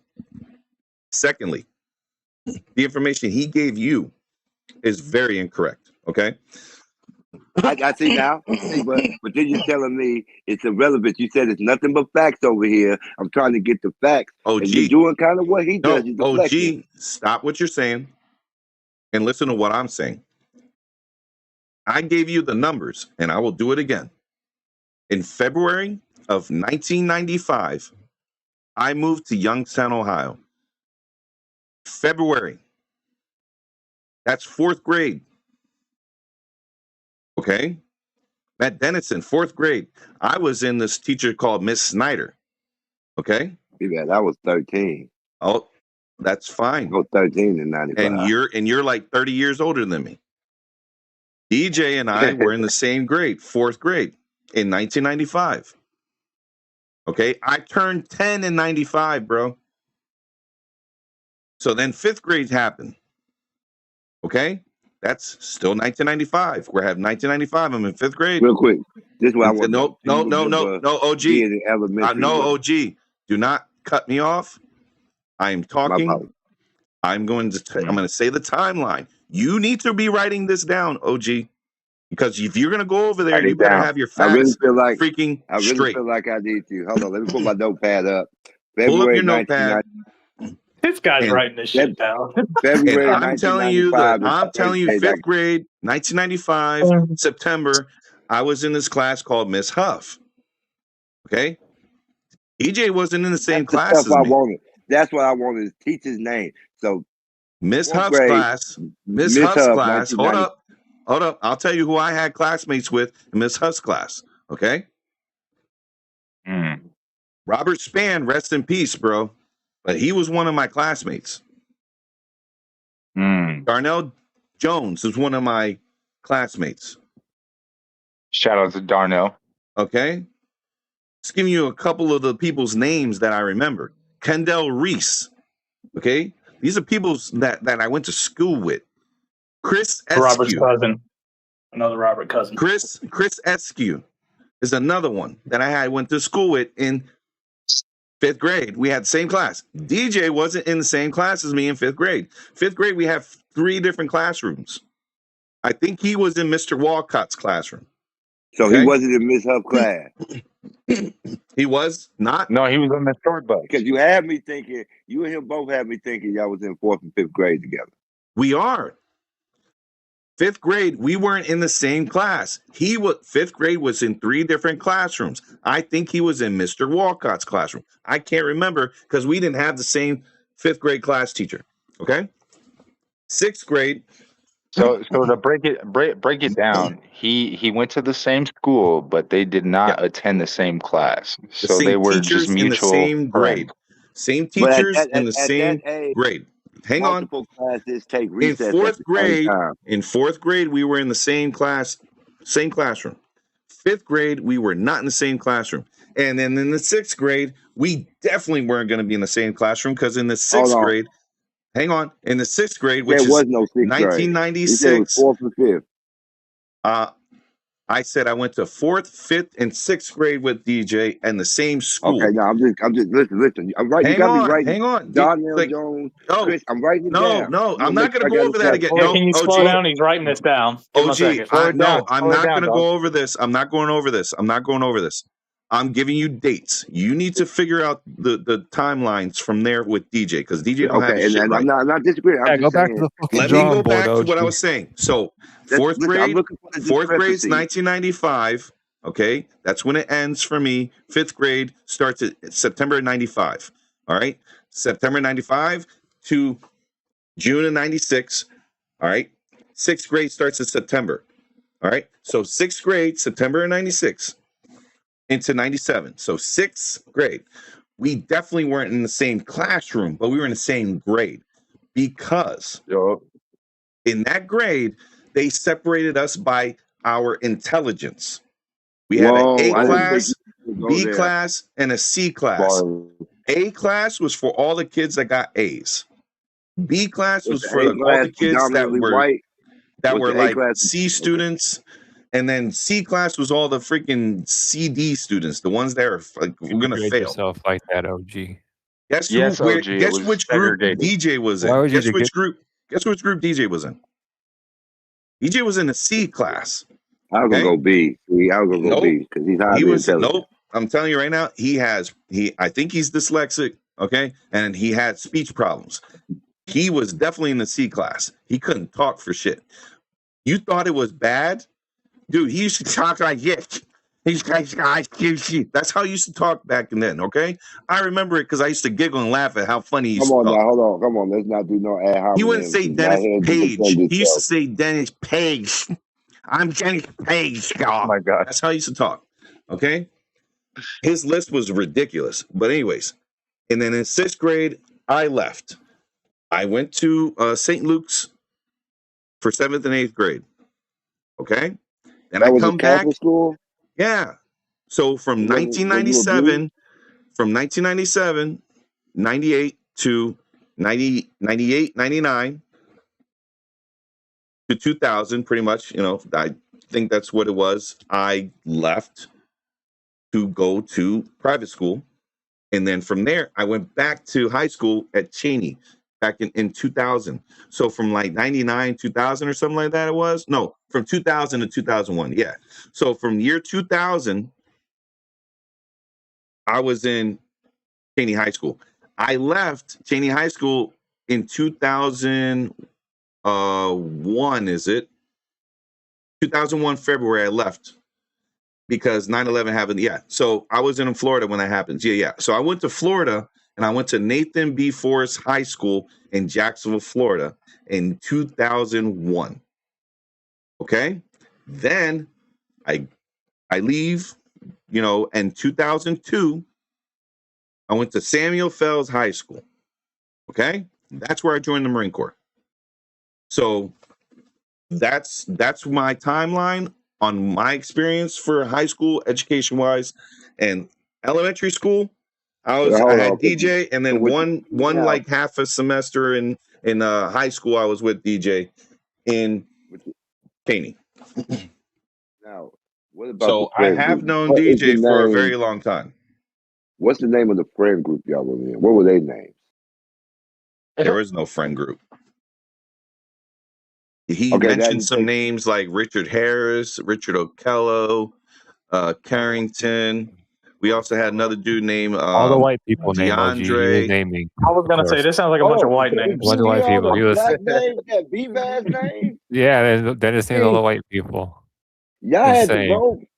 No, I was the only light skinned dude in the whole entire school at that time. In also real Sheridan. quick, I gotta be fair. I don't believe Darnell Jones is a real person. They were all morenos. Yeah, they were all black folks, man. I was the only light skinned dude in the whole place. Shout out Darnell Jones. That's where I want. What's wrong with that? That doesn't sound like an unreasonable name. Not Darnell. There, OG. You need to freaking listen. I said Darnell, you idiot, bro. Come on. Listen. Shout out Darnell. Yeah, I mean, what's wrong with the name Darnell? And let me tell you, the amount of details I'm giving you there, OG, he don't know. And just so you know, I think I got a videotape of me with DJ when he was a freaking kid. We went to that Camp Fitch together, and that was recorded. I have video probably of it. I have to go to my mom's, but I think my mom has it. Damn. I'm from the Midwest. Towns, even the cities, those towns aren't that big. There's no way y'all was in elementary school, middle school, and high school together and didn't stay relatively in close proximity. That means when events happen with the school, when events were happening around town, y'all would see each other there. Y'all knew each other. And see, that's what I'm finding odd. Because my whole that's not a valid argument. B-Bad says y'all knew each other. You're saying you don't. Then after talking to him, he's like, okay, yeah, I remember B-Bad. He was just around. And you're like, nah, I was now all of a sudden, you're like, oh, I wasn't even around like that. I ain't really fuck with DJ. I'm like, get the fuck out of here. Come on, I never said that. Now. I didn't say that. I said we didn't have the same. All right. Just so you know, OG, I don't know how big your school was. I don't know even if you did go to school. But in my school, in Sheridan Elementary, in Sheridan Elementary, it was a large class, so they split everybody up. We had multiple classrooms, but everybody went to lunch and everybody went to recess. So when he was saying we would be in recess together, that's true. That's true. And then also, I never forgot his name. Hang on, OG. I never forgot his name. And I've known him for a very long time. So when I had Facebook, my Facebook was up and everything, I started looking for people around like in 2009, 2010.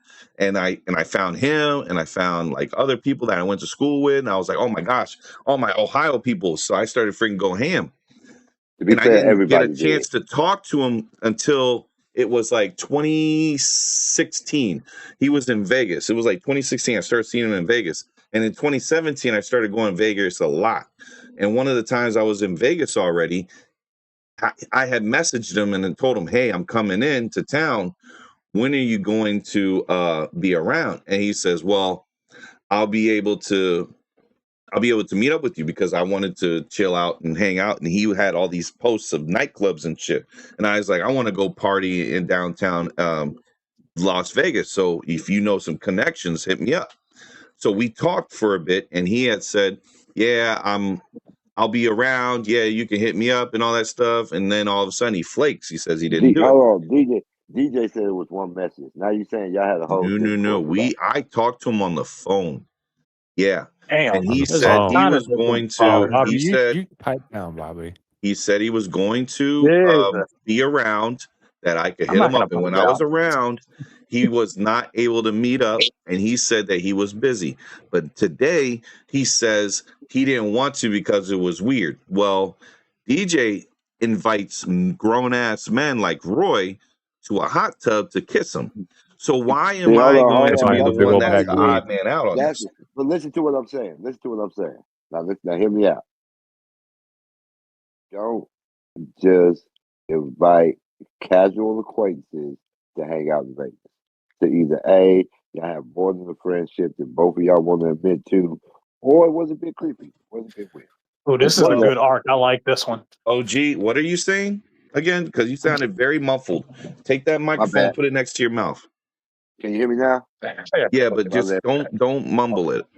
I didn't hear what you said. I'm saying is, yeah, you don't just ask to party with a casual acquaintance you barely knew in high school in Vegas.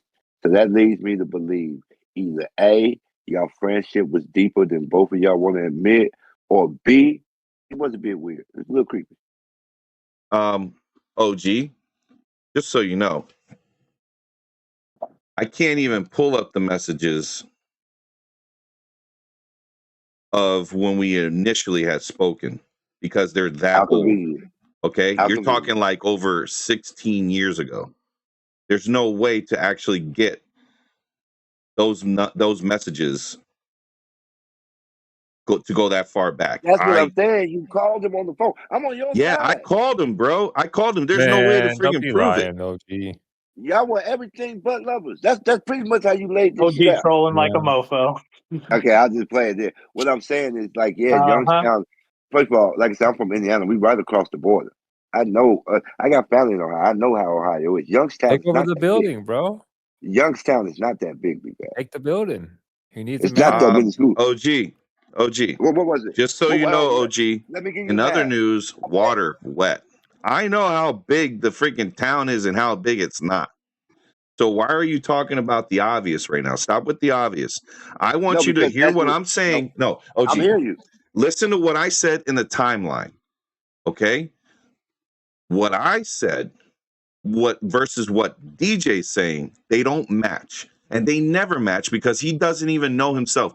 He does not remember me. And all the stories he says he has of me, they're lies. And I want you to understand that there's the dude does not remember me. I remember him.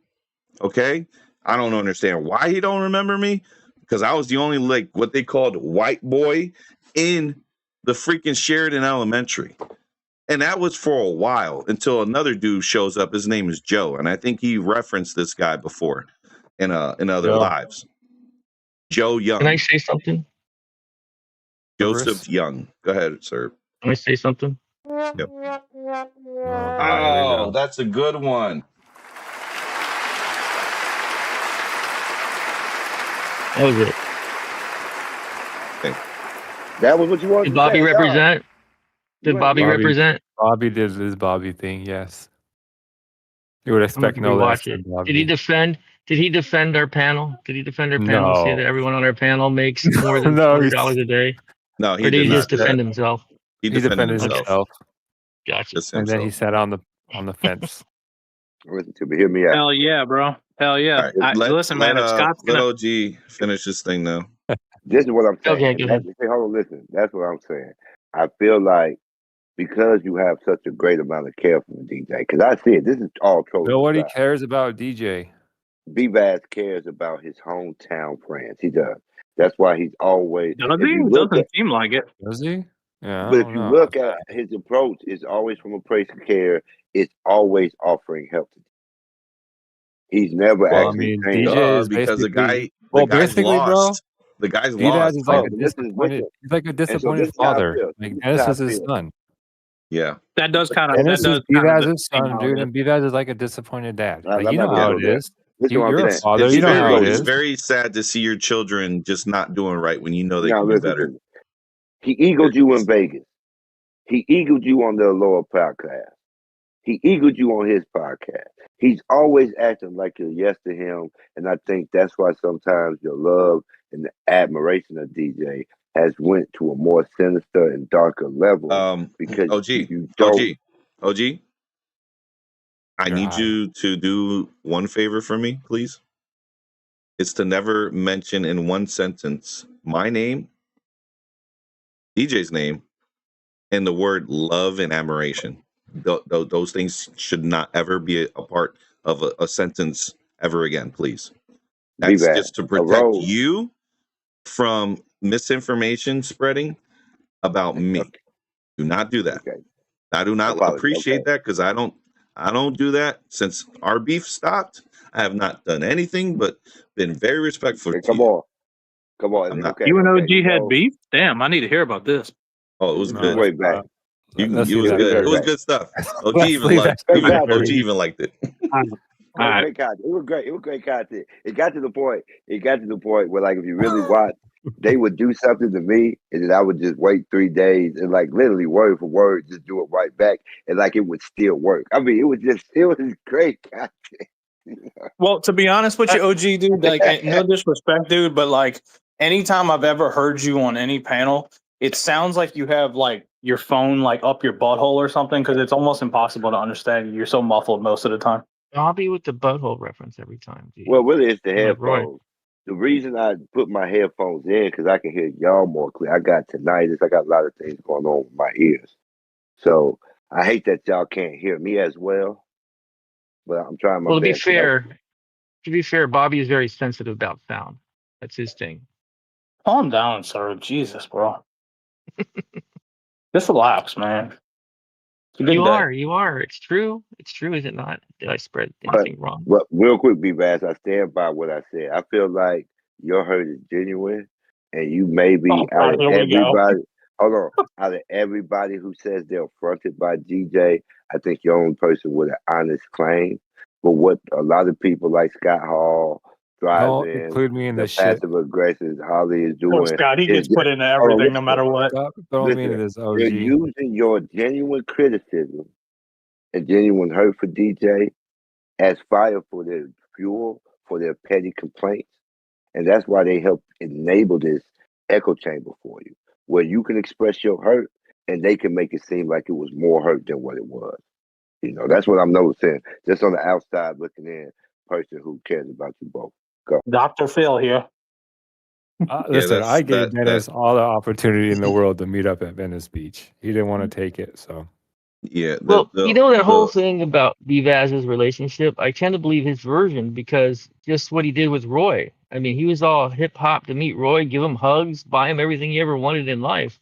So if he's willing to do that to a complete stranger on YouTube, I got to believe that Vivaz's version, how they communicated and almost met up, is pretty accurate. I got to give pushback. Or as they would say in court, the absence of evidence is not the evidence of absence.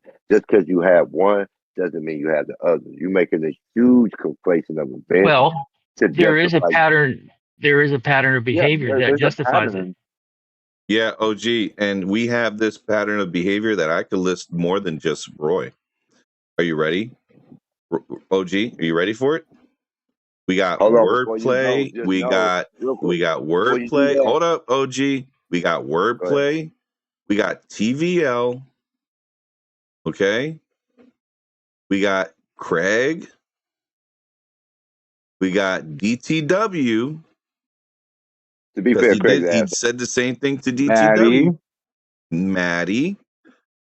To be fair, Holly. We got Holly. Crazy. Yep. Who else? Christina. Just so you know, we have a pattern of behavior, OG. Hey, Christina, Holly ran Christina off. No, Christina ran Christina off when she exposed her real picture. I was gonna say you can't really count Christina because she's like not a real person per se. That's what I was saying. Yeah. No. What I'm talking about is he said a person he doesn't know, glazing him up, willing to pay for everything. I just labeled all the people that he said that to. These are every single person. To your argument, OG, you need to come with facts and know what's going to happen for the counter arguments. You're not a really good defensive attorney for him because you're not really prepared for this. You need to go back into discovery a little more and review the tapes. I have experienced the tapes, so unfortunately for you, I'm going to be a better prosecutor against this argument. And unfortunately, that's my pushback. Even though it wasn't a full discovery, because I did not know anything about 1995 to 2010. Doesn't matter what you know. Doesn't matter what you know. Again, OG, you were given the facts prior. Just so you know. You were given the facts so many times prior because anytime I was up in the panel, I talked about the past that I had with DJ going to school. Okay? These things are not a secret. And you have a second witness, Allura. Allura is the other person that was around the same time frame. So Allura is the key witness. Key witness. OG, so stick that shit in your pipe. You don't have an argument here because any claim I bring up regarding what happened in those times, she's going to be the very first person to go, yep, I remember these times. I remember those two. And yeah, Hold we on, all got along. she's Just so not. you know. She's not. I'm sorry, she's not here to support your claim. So I'm gonna have to just repudiate that. We'll throw your And ass even off though the court again. that's your opinion on the Oh, matter, that's a and I phone can take call it. away there, OG. You don't need to do that. I'm not going to bring her into this stuff, but I'm just going to tell you she is a material witness to this because she does have experience and she's I been love on how the everybody lives. just keeps speaking about OG, like the fucking lawyer shit. OG, I want you to understand something, OG. You need to start looking at the older lives of DJ when I was up there and Alora was up there. You need to go back and start looking and stop with the whole blind loyalty to things that you don't understand the whole history of. And you need to listen to the person who knows that history and not the You're making person my who point. doesn't. You're The making my person point. who My whole doesn't point was, know. listen. My whole point was this beef comes from a deeper, darker history. Okay, something that's actually personal There's no between you and dark look. DJ. And, Oh, and you know what? No, let OG, me say this. OG, Let me stop, say this. stop. There's no Bobby, dark history, stop. OG. You're OG, sycophant. You're stop. sycophant. Stop. No, OG, do not make my past in Ohio clouded with any type of uh shrouding in any type of like controversy. Do not do that about my time in Ohio. That is disrespectful to me. And I did not bring you up here His for you to be motherfucking family. disrespectful. Yeah, Do not Again, I'm not respect the disrespect doing shit. that. my You do No, not continue you're to doing make disrespect that. my point. You do know what not you're You just disrespect doing. my real friend quick. You Alora just in word my Trying to for in my wet word. TJ's entire whistle to get back on his good terms. my You just word entire for word past. said something I said directly to DJ. I said B-Vaz's time in Ohio was personal and precious to him, and that's why he cares for you and does the things he No. does. No. No, OG, no, that no, is no, not what I'm doing. What no. I'm doing is defending myself because I got booted from a place because I didn't get a chance to defend myself. And anytime I did defend myself, it made the dude look bad, so bad that I got booted again. Your So boy's an I've been extortionist, trying. OG. I've been trying to make it so that way we didn't have a problem. No, because you And were then the going problems deeper. kept coming back because dude wouldn't let go of the past. And I keep telling the dude, let go of the past, leave it alone, leave it alone. Just let me be in the chats and leave it Now, alone. see, you got to be fair because you just told me No. holding and to cherish your past in Ohio, but you telling him to let his go. I don't think that's fair. Like I said, you're not being fair. I didn't talk about Ohio. He's talking about what he said I did to him. I didn't do anything to him. He did it to himself, OG. Why are you getting upset at me for something he did? I didn't go seek out for him to go get freaking destroyed on his damn insurance claim. I didn't tell him to go play basketball if he has anal bleeding. Okay, I didn't Running tell around him in a to Fed. go OG, violate he's saying, TOS in the sports book and bonus wash himself into an oblivion. OG, he says he needs a back brace, but he's running around lifting boxes for FedEx. Damn, I forgot about the anal bleeding, man. I forgot that was a good story. Look, I don't know nothing about bleeding ass. Yeah. Let's start there. Yeah, you Second, do. Come on, bro. he can't You've starve. been on the channel, dog. Like, you know all this shit, bro. I know you were there, bro, in the chat. You know that he was talking about anal bleeding. He's talking about like all kinds of type of shit, bro. Like he's Okay, he's a habitual liar. You know what? Okay, I can see that point. He might be a little overtly personal online, but to be fair, he's not expecting y'all to take this personal information he shares and then come back and levy it as an attack against him. I mean, come on. Yo, OG. But he OG, talks about it online. Oh, How do you expect us? Hold on, DT. I'll let you guys go. But OG, you're gonna make me freaking do a first time ever crash out. I don't do those things. But OG, how many times has DJ done that exact same thing against the people that are up in this panel right now? You need to answer that question for yourself, and I'll let the ones who know about it talk. I'm done. Go ahead. I'll say this. I'll say he's done it a multitude of times. I can be honest and fair up here. He's done it a multitude of times. I honestly believe that's what we go there for. I mean, how many times have we helped DJ or made his channel better with panels and They filled out a job application for you. You can't talk about health. You really don't have a fucking leg to stand on in this conversation, But to be DTW. fair, OG. Hey, hold on. I got this. No, I got this. no. OG, to be Okay. fair, he has held down a job for the past 6 or 7 months with no fucking Almost a issue. year. Why don't you, Because he's over there with why that don't you strong go black check your woman. motherfucking tone? What up? Hey, Mondo, come on up to the panel, bro. We Thank got an you. open panel. Come on up. Oh my Thank you, God! Here Scott. comes the DVD man himself. Yeah, so as far as DJ goes, DVD I man. fucking hold my shit down. You know what I mean? My shit He is holds his covered, queen down. secured. Does DJ? No, Scott, you're DJ doesn't hold retired. queen down. You're retired, Scott. Life is good. Don't hate the player, hate the motherfucking game. Hey, look, man, DTW is not, he's not driving the, poverty no more. Okay, we need to move that narrative along. He's doing the good things. No, let's talk about that. DTW. Thank you, Bobby. DTW, be 100% honest with me right now on this panel in front of the world. Did being called driving to poverty not help and motivate you to be better?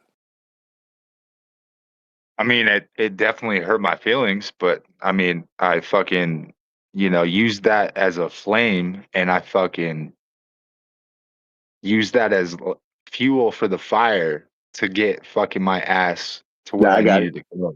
And that's why no further questions. Me and DJ are so different, is because I use the fucking disrespect, the hate, the fucking all that shit. And I use that to fucking drive me to build something into a monster that I am now, to wake up every day and fucking get my shit done, not live in a car no more, and fucking be the decent human being that I am now.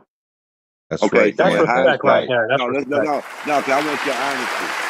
Honestly, in hindsight, when you were living in the car, were the words I was saying to you while you was on that panel not encouraging you and not showing you the stuff that you can be doing more than living in that car is out there for you?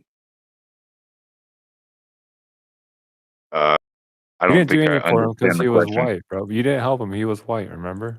You just Touche. let him rot in the car. But then and to be fair, that's why some of that first-gen content, I was fighting racism. I do so have hard. a question for you, OG. You and everyone who's in this channel that's a supporter of DJ that's in the chats, why aren't y'all helping DJ out by donating to him? Where's the donos at? I think, the building somebody did donate like $2 earlier or something. I forgot who it was. DJ have had some discussions behind closed doors. Okay. Me and DJ relationship, first, I'm not going to sit up here and talk about the financial matters of support that me and my friend. So OG, stop what you're doing. Hey, chat. Y'all guys want to throw some donos my way? You're more than welcome. It's not required, but let's just show OG how it's done, because obviously he doesn't understand. But go ahead, continue. That was true. That was a true play that you did to generate donos. I think that's masterful. That was masterful, B-Vaz. That's why I respect you. I respect you as a content creator. I respect you as an individual. I respect you as a human. And I think that's the problem. I think that's the problem you guys are having. Y'all strip DJ of his humanity so much that the comments. I saw that. How did we strip him of his humanity when he's been doing it to himself? He leads himself into fucking stripping his own humanity, bro.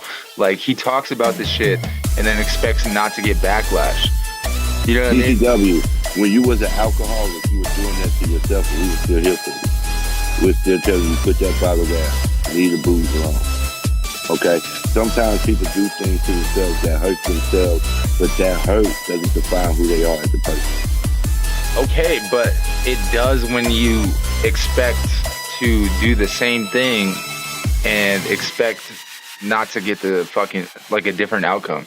You know what I mean? That's insanity. Like, he's literally doing the same thing. You watching the chats, my guy? Hold on, you got to temper your expectations. OG, you need to be watching the chats, man. from the How do I temper my expectations when he's been doing this for 3 to 5 years and he's fucking doing the same exact thing every single day and expecting a different outcome? There's a very important part of the story we're missing is the lies that he tells for content that we like. For instance, he lied and said that he fainted and fell out into like a Chick-fil-A. Remember, he slipped the bus to his head and passed out. Chipotle, not Chick-fil-A. And then a week later, he's like, "Oh no, I just lied about that." So he had his years believing that he passed out in Chick-fil-A, and that's only one example. He's done that multiple times. Chipotle, and then the worst part about that, he'll make fake stories.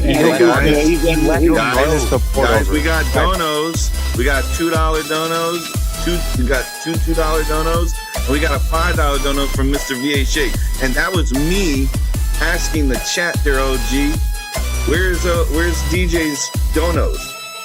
To be fair, y'all say DJ doesn't take advice. That's why DJ don't do that. You know, me and Ski advised him against e-begging. That's the term used for what you just did, e-begging. Now, don't get me wrong. I'm like, yeah, when the beggar plays the violin, I'm more willing to put $1 in the hat. That's not begging. So you definitely have to create a way. Did I beg for it, OG? Did I beg for it? Does Divaz go and lie about slipping and busting his head in Chick-fil-A? This is why I call it. Answer my question. Answer my question real fast, OG. No, just answer it. No, answer it. Answer my question first. Has Divaz ever lied about content to garnish fake support like an accident happened to him? DJ said that he Absolutely. Nah, that's where I'm gonna have to disagree with you. I've never seen Divaz do anything like that. Has he ever said, I passed out in fucking Chick-fil-A or Chipotle? And then people were sending him money and drinks, and then a week or two later, he's like, I lied about that, but thanks for everything. You shiesty motherfucker. I wouldn't say he's medically done, but I feel like sometimes, this is my opinion. This is my opinion. OG, you've been talking too long. No, OG, you're done. You're done talking. You're done talking. Good. Mondo, welcome. How'd you like that dono train, bro? That was awesome, right? What's going on, brother? What up? So, what you thinking so far with everything that happened? Honestly, I just tuned in and I didn't watch his video from earlier, so I'm kind of clueless as to what's happening. So, okay. I'm just tuning in, man. Started about being a person who does not respect people's time because DJ was over an hour and a half late. And acted like nothing was wrong when he went live. So I just went over how-to steps on what to do in order to get yourself out of that mindset. And then after that, turned into a whole thing with talking about DJ's live from today, where he was talking all kinds of mess. And then Bobby was up there and he was trying to, be a very objective viewing person, kind of like how Royce does, bringing up certain things, arguments. DJ wanted a pushback. And he kept getting pushed back, but he wasn't I don't think Bobby was trying too hard on like the interrogation side of things. And I was just like, there's a lot of stuff DJ was saying that definitely didn't make sense. And they sounded like they were not truths, a lot of lies. So that's pretty much what we're doing now. Now OG's up trying to defend him. The Glazer in Chief OG right here. Damn, he officially got the title. Congratulations. Oh, yeah, he got it. He got it. He doesn't see objectively. As far as his inconsistency with scheduling his live streams, I mean, that I'm pretty sure that annoys everyone, man. Because again, at the end of the day, it's not a big deal to me, or I hope most people on this panel. I don't think any of our lives revolve around his stream, but I'm sure there's some people that follow him like Nab, that this is probably a solid 30% of their life. So be respectful to people's times, man. If they're gonna dedicate their time to your stream, show up on fucking time. Thanks. That's a very fair statement right there. 100%. What do you think of that, OG? What do you think of that? I think the way you just got glazed, Mondo, for him to call me the Glazer in Chief is crazy. Glaze ad-libs is crazy, Bobby. Second, what's going on, OG? I haven't talked to you for like a year, man. How you been? I've been pretty good. I was gonna ask you, Mondo. What was the last movie you bought on DVD? I'm having trouble finding a good movie. I haven't bought anything on DVD probably for like 15 years. If you're talking about like 4K, because that's 2026 shit. Yeah, what you bought on 4K? So I actually just bought Alpha that just came out today. horror movie. Just came out today. And Sleepers that came out on Steelbook yesterday. I know you like to shit on my movie collection, but my movie collection is worth 6 figures, bro. It's worth 6 figures, you know? So. Damn, that's a lot. Yeah, bro. No, I would call bullshit. I would call bullshit. I mean, you can literally, I'd be more than happy to do a video, and you can independently go on eBay and look up to see how much each is worth. Because again, I don't buy movies for like Walmart. So I buy, hold on, let me talk. I buy movies that are like collector's editions from Australia, from Germany. So each one is worth like $50-$60 when I buy it. So when it sells out, most of them are selling on eBay for like $100. We got promos going left and right, guys. Holy crap.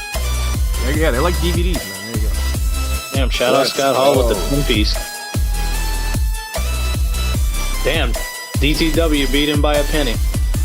Also, to answer the question why I called it e-begging, because nobody was sending donos until he mentioned it. I can see. Yeah, but that's not e-begging, though. To be fair, though, e-begging would be more like him continuously asking for it. Like he just did it one time and then let it go, and that's what happened. That's not really e-begging. No, OG, e-begging is when DJ came on the live and bitched at us for 3 hours to buy him and his son movie tickets. That's you know what? Kicking off somebody because they wouldn't donate $10. How about that one? Banning someone from his chat for not donating $10. There's one. Or Holly getting booted because she was owed 30. Took him like a month to pay that back. Damn, somebody got booted because they didn't donate money? That's crazy. No. It's wild.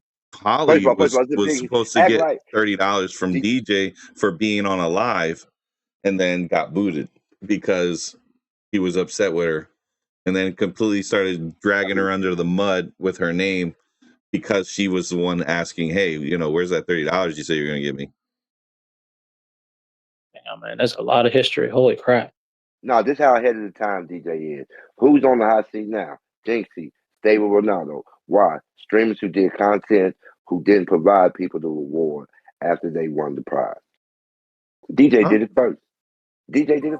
She was owed $30. He never sent her the $30. Then when he found out about it, he got blocked. This is just going on in the game of streamer world. So y'all don't know what I'm talking about. But yeah, this is a big thing. This is a big piece of relevant content. He's always the head of the marketplace post of content. And you all know it. Come on, man. You cannot be serious right now.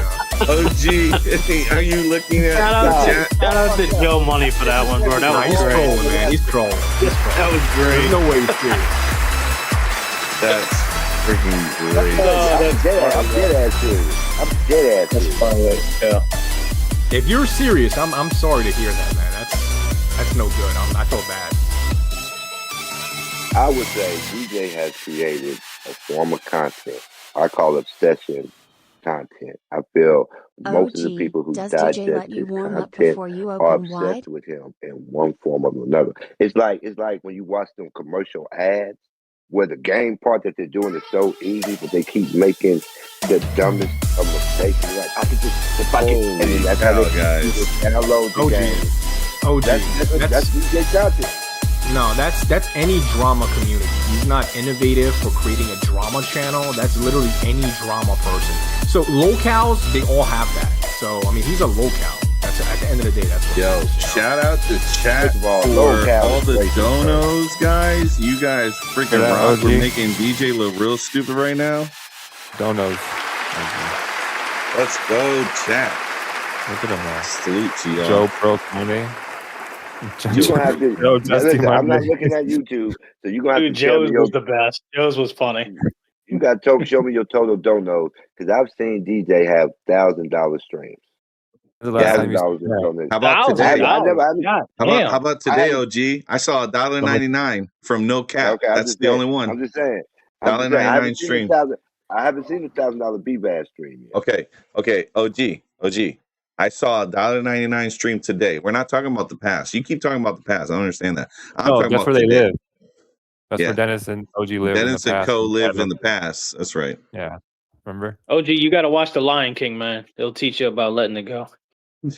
or Frozen. That too. Frozen too. Frozen.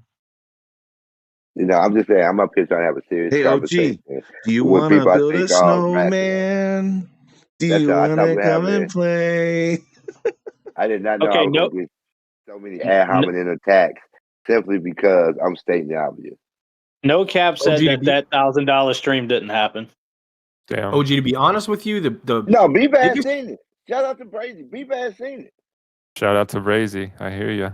Yeah, the biggest stream I've seen him do was like 300 plus, and 250 of that was a donation from BVAS. So, oh damn, bro, you got money like that? You need to donate some money to me. Shit, you wasn't in there with BVAS, Brazy, okay, and I guess we'll do this then. Fight on the donos. I mean, it was crazy. It was all crazy. Right, I'll do one because you guys were so nice to me. I'll give it back. Let me go ahead and get a Amazon gift card right now. All right. Wait, he's giving. Wait, what are you doing? You're giving money to your cat? We're gonna do a giveaway. Damn, how thoughtful. Brokey behavior. I know, right? Right, who does these things? So what do we have to do to win the gift card? Oh, gee, do you want to get in on this sweepstakes? You gotta jump into the chat, and when you are prompted to use tickets, you will do it just like that. Go get the tickets. Damn, you sent him $250, BVAS? My God, you must be rich. Wait, OG, are you here? This man is e-begging to give away gift cards. You saying a $250 gift card? No, that's not what he said. That's not what he said. What Bobby said. See, that's what I'm saying. No, you misheard what I said, bro. We're talking about two different things. There's a lot of smoke and mirrors over here. OG, I might be buying another movie, man. Open your ears, bro. That's not what we said. I would like to see DJ do this. OG. I would love DJ to do this, but he doesn't know how, so it's pretty sad that he doesn't know how. All right, so let's go ahead. You could be, instead of telling him how to do his content, you could just show him how to add 1 hour, guys. For 1 hour, get those in the chats. Got an hour. Let's go. This is a thank you for you guys. And I forgot how to do it. Well, just follow the prompt here. Look, it tells you what to do. Look, it says a prize to the raffle winner. I see it now. Hey, listen, man. I see it. All right. All right. Go in the chat. Do it. Guys, get in there. It's thank you to y'all. Put my favorite number in there. You got to put a space in between there. There you go. Oh, no, you put are we doing some kind of raffle? Oh, Peach, good looking out. Damn, look at Tracy with the 20 You got to put one exclamation. You put 2 exclamations, Mondo. Damn. Do it again, Tracy. With 1 exclamation. GG's. Thank you.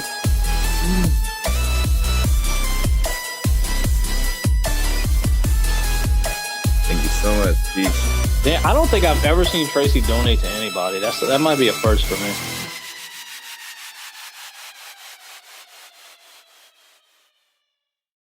My daily betting money. There you go, guys. There you go. Joe Money Monday, Planet Mondo, Brazy. You guys got this. This is right. Yeah, keep spamming. You got a whole hour. So, y'all guys go ahead and talk. Now it makes sense. No, that's a members only thing. You're not being quite clear in all the rules. It's not members only. What are you talking about? That's not members only. No, you don't have to be a member. No, it's everybody, dude. Yeah, it's not a member thing, dude. You'll see it under your name. It'll say, you received blah blah blah tickets. Yeah. Yeah, you just keep going and put in your stuff. I've done it several times. It hasn't sent me a goddamn ticket. I'm not gonna keep playing. You know why, OG? You're putting 50 in. You just got here. You need to start with the lower numbers, like 1, 2, 3. You know how you get those? You donate. You get more tickets. You become a member by subbing to the channel. You get more tickets, right? If you buy membership, you get more tickets. There's incentives to paying in. You buy in, you get incentives. I'm just gonna say it's broken and leave it at that. No, dude, it just worked for you, OG. I just saw it. You put the number 1 and then you're good. It says you got 51 tickets. Says it right there. I did not see that. I didn't see it. So you're saying that my YouTube is broken. See, like I said, it's a lot of smoke and mirrors going on over here. Oh, here we go. What are you talking about, bro? We're intentionally setting it to where you can't win. Look at the chat, man. You're not even paying attention. Dude. BVAS is real, bro. Like, I've won a $20 Amazon gift card from him. Just by playing the raffle. Yeah, I think I I won a $25 one also one time. Was it 25 I won too? I did win one. I think it was 20 or 25. I can't remember. Yep. Yeah, And so OG, he's literally giving all those donations back to the chat. Exactly. So it's like, this is the place where you want to go if you want actual return on investment, bro. You don't get a RTI. No, but see, that's my whole from him. point. That's my point. I feel like a lot of the stuff you do is merely performative. Merely performative. Oh my God.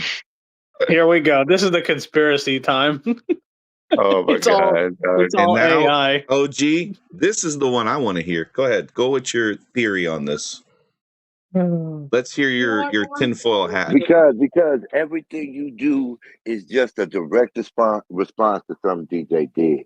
It's almost like you just look for ways to make examples of how you're different than DJ. But to me, it just has you coming out the same, just more performative. What does this have to do with DJ? I don't know what that even means. It's like I'm confused. You know, today they were asking you. His whole response to why he's doing the gift card because DJ doesn't do it. Everything that is BVAS right now from the content I ingested has just been from an anti-DJ sentiment. It hasn't really been like BVAS is coming with these original hot new deals and way to approach the topic. So, no, OG, it's just mostly being okay. Hold up. DJ. OG, do I live in a parallel universe where like things that I watch with my own two eyes and I hear with my own two ears are things that happen and only you're the only one that doesn't experience those things? Like I need to know what you see and hear, because to be in your head, to see and hear what you would see and hear is one thing I would love to study. But to be fair, today DJ was saying that, hold up, today DJ was saying that I was e-begging. He also said that I don't need to do donations. Why are you guys giving away? Why are you doing giveaways? I don't need to do giveaways. I don't need to give you guys anything. So that shows somebody who doesn't appreciate or respect his audience. So why hasn't his channel grown? That's why. You know why my channel grows? Because I do things like this. And you can even go ahead and chat GPT it all you want. My strategy versus his strategy. Which one's the better approach? It's going to be mine because I'm actually giving people back what they give in. They give me time, I give it back to them with entertainment. They donate, I give it right back in as a giveaway. Like everyone wins. I want to. No, but that's my whole thing. When you were talking about, no, let Scott go. Okay, go ahead, Scott. Earlier, you mentioned $1,000 stream and you shouted out Brazy. All those people that would give him the money and support his stream and donations, he insulted and ran them away. And they're all over here. I think because the instant gratification of being able to spite somebody you dislike, I think that's really, yeah. Damn. I forgot what I was going to say. Oh, I'm so sorry, bro. I don't know why, but it just sounded like OG was just trying to come up with some silly shit. Nah, I was trying to catch the ice cream truck. Y'all done fucked me up, man. God damn. Maybe it's because No, listen. That's what I'm saying. What y'all created is the echo chamber of hate. That's what y'all done. So, well, when you go around and insult your biggest supporters, you asked me a question. Can I please pontificate? Please. Okay. I think it's unfair for you guys to make this place where anytime somebody gets any little boo-boo or a suede felt hurt from DJ, they run over here and y'all magnify it with 10 more voices.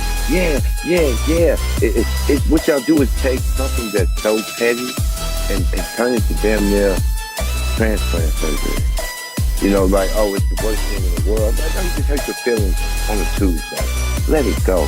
Like y'all was just telling me, y'all give a lot of advice, y'all refuse to take. Now I missed the ice cream truck for this shit. Man, why you had to mention the ice cream truck, man? That shit was good when I was a kid. I think you're getting comedy and hate confused. When I go to a comedy show and laugh at somebody, I don't hate them. I'm not hurt by them. I'm just laughing at their stupid decisions and the crazy stuff they say. Scott, you're a sycophant. I don't even know if you have feelings anymore. Okay, that's why he doesn't. Let's just clear it. He doesn't. Let's just. That's why you play this dangerous game and you stir up the pot, because to you, you want to see the fucking world burn, and that's what I'm saying is so dangerous about your group, B-Vaz. Yeah, I'd be down for that. Look, hey, check this out. That's not check this out. I'll tell you guys in chat right now if you're listening. If y'all do a donation of $1,000 in one stream, I will split 5 of those, half of that, into $100 gift cards and do a giveaway on it the very next stream. Damn, bro, that's a lot to ask for. That's a lot of money. Where's Thunder at? He'll help. And that's my point. DJ has a way to galvanize people that other creators just haven't been able to match, And I don't think we should put. It's not his fault. Okay, but see, what do you mean? It's the same 30 of us that have been listening for like years. He doesn't have new subscribers. You're acting like he's like blowing up and no one is like him and he's this innovative, creative. That's not true. He's it's just people giving him money when he lied about stuff, and then he insults them. Yeah, when he pretends to be homeless, then he says he lied and about it. And then they avoid, and then he has a group of people who avoid responsibility and blame it on everything else but his behavior. Yep. And that's what you have. You have a bunch of enablers over there enabling shitty behavior, and a bunch of people over here basically laughing at them. The dude's whole chat was making fun of him today.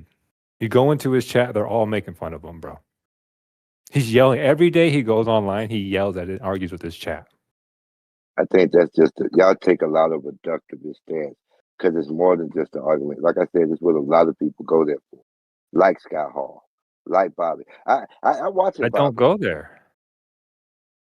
Because you're blocked? But Scott, I see you in the chat all the time. Scott hasn't been over there in a while. He got blocked, and I haven't seen him since. He hasn't been back ever since. Nope. Yeah. Why would I go over there? To listen to him lie? No, to be fair, you go over there to copy Ski's trolling idea. I think Ski is your arch nemesis, and I know you hold great. No, I think Scott's a better troll than Ski is. Have you seen Scroll? No, dude, come on. Yo, Ski mentioned a website to when he said that, I was kind of like, that one. That right there should tell you everything you need to know about Ski. He knew some stuff. I personally don't know, because I don't do that kind of stuff, because that's kind of unethical. Why the raffle thing ain't working for me anymore? You gotta use lower numbers, Bobby. Unless you gotta donate more than $2. You gotta donate more than $2, man. I forget. Well, I'm broke, dude. I'm a broke gig worker, dude. I'm sorry. You can't be a broke gig worker. You're making $300 a day, like Pedro. Remember? Not 300 a day, but I probably on an average a day. You got the Pedro ones. I wish if I made 300 every day, that would be sweet. I would really like that. I'm just messing. I know Brazy. I mean, I've had 3 or 4 days in a row where I've done 300, but it's not like consistently. Dude, it's whatever. It's whatever, man. I am just fucking with you. Just do not like. Oh, you're good. You're good. I am not. You don't have to explain yourself to me, man. Yoke it up, folks. No. What? Everyone is blocked now. LOL. Oh, he's responding. Oh, because everybody got donated. Yeah. Everyone is blocked. Because we're losers. You don't get it. Here's the situation. Anytime I hear here's the situation, Bobby, that's a cue for a lie coming my way. I will say that the whole time I was up there, I can't recall him saying here's the situation one time. Oh, and then what happened was no. And then what happened was And then what happened was And then what happened was let's get back to it. So that is true. That does happen, man. It's good. It's just, it's kind of like, I don't know, like kind of like when OG was trying to keep up with your thing earlier where you were explaining all this stuff and giving 50 different names and all these scenarios. That's kind of like what it is like when I listen to him do a video. Well, I'm no. trying to I get confused sometimes. I'm like, what? The thing, I don't talk fast, and I wanted him to listen, not. And I said he should write this down. Him actually writing it down is stupid. He could just go back and review the live again. I was That's just trying to give man. him. I was trying to give him numerical dates with facts behind them as examples of what happened for each year. So I know the facts. DJ doesn't remember anything, and that's the sad part. He says he does, but he doesn't, because the stories he has on me. He says the stuff he said he's not going to talk about is a lie. The whole thing he says, like what happened when I was a kid in the bathrooms, like gross. That's what he used to do. What are you talking about? He got that behavior. Obviously, it translates into his lives because he does that while he's going. He goes to the bathroom while the camera's on. Weirdo. I don't do that stuff. That's weirdo behavior. Like I was saying, right, is that the issue is, and like I know I'm gonna get some shit for this probably from Scott, but whatever.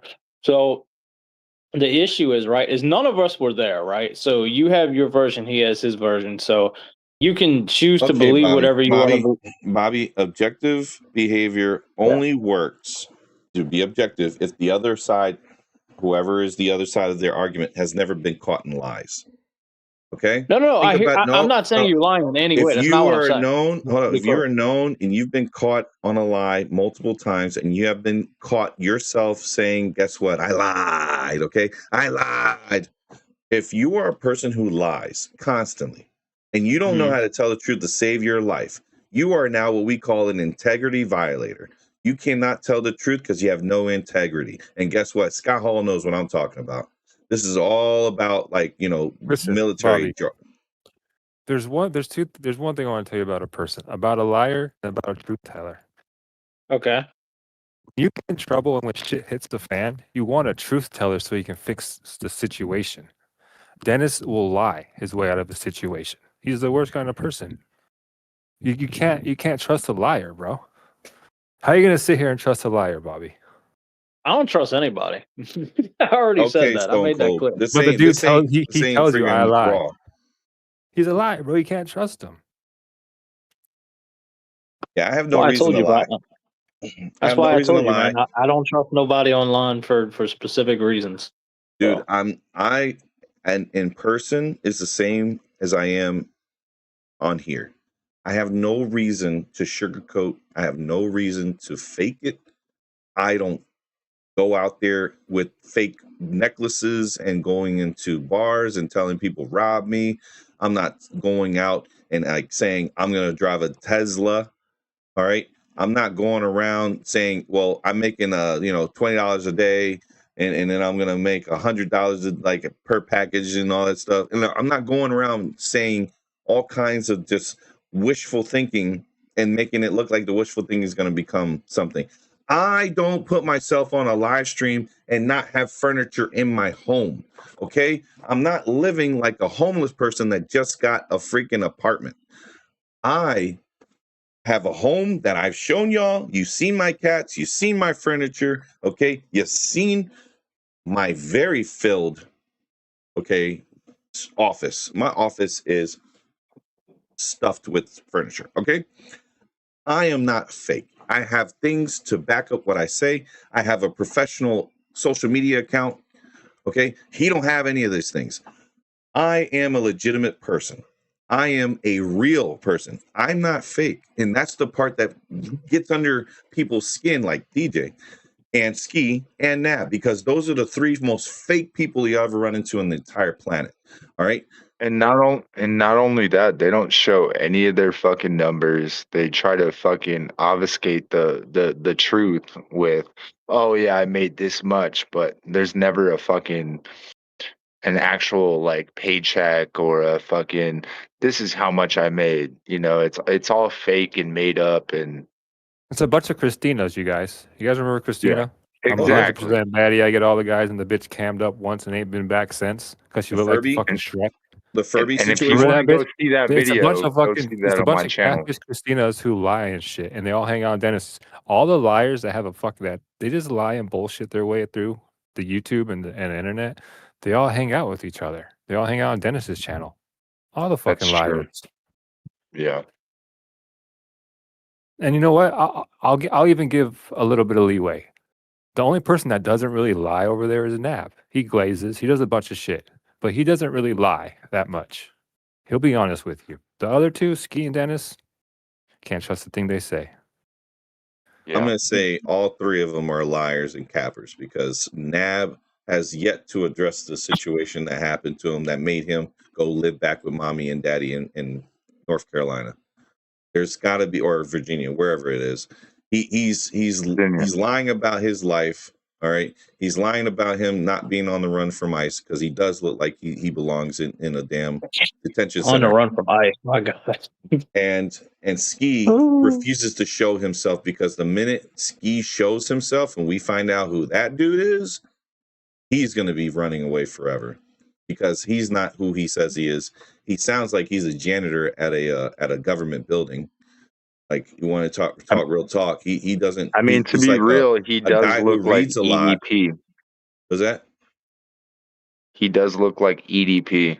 Yeah, like EDP 443, who got put into a corner, so he's got to be a janitor over at a government building, and it looks like he's a janitor at a prison.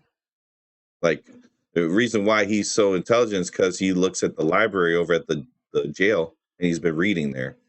And then you got freaking DJ who doesn't know who he is. He can't describe it. He's a glorified delivery clerk.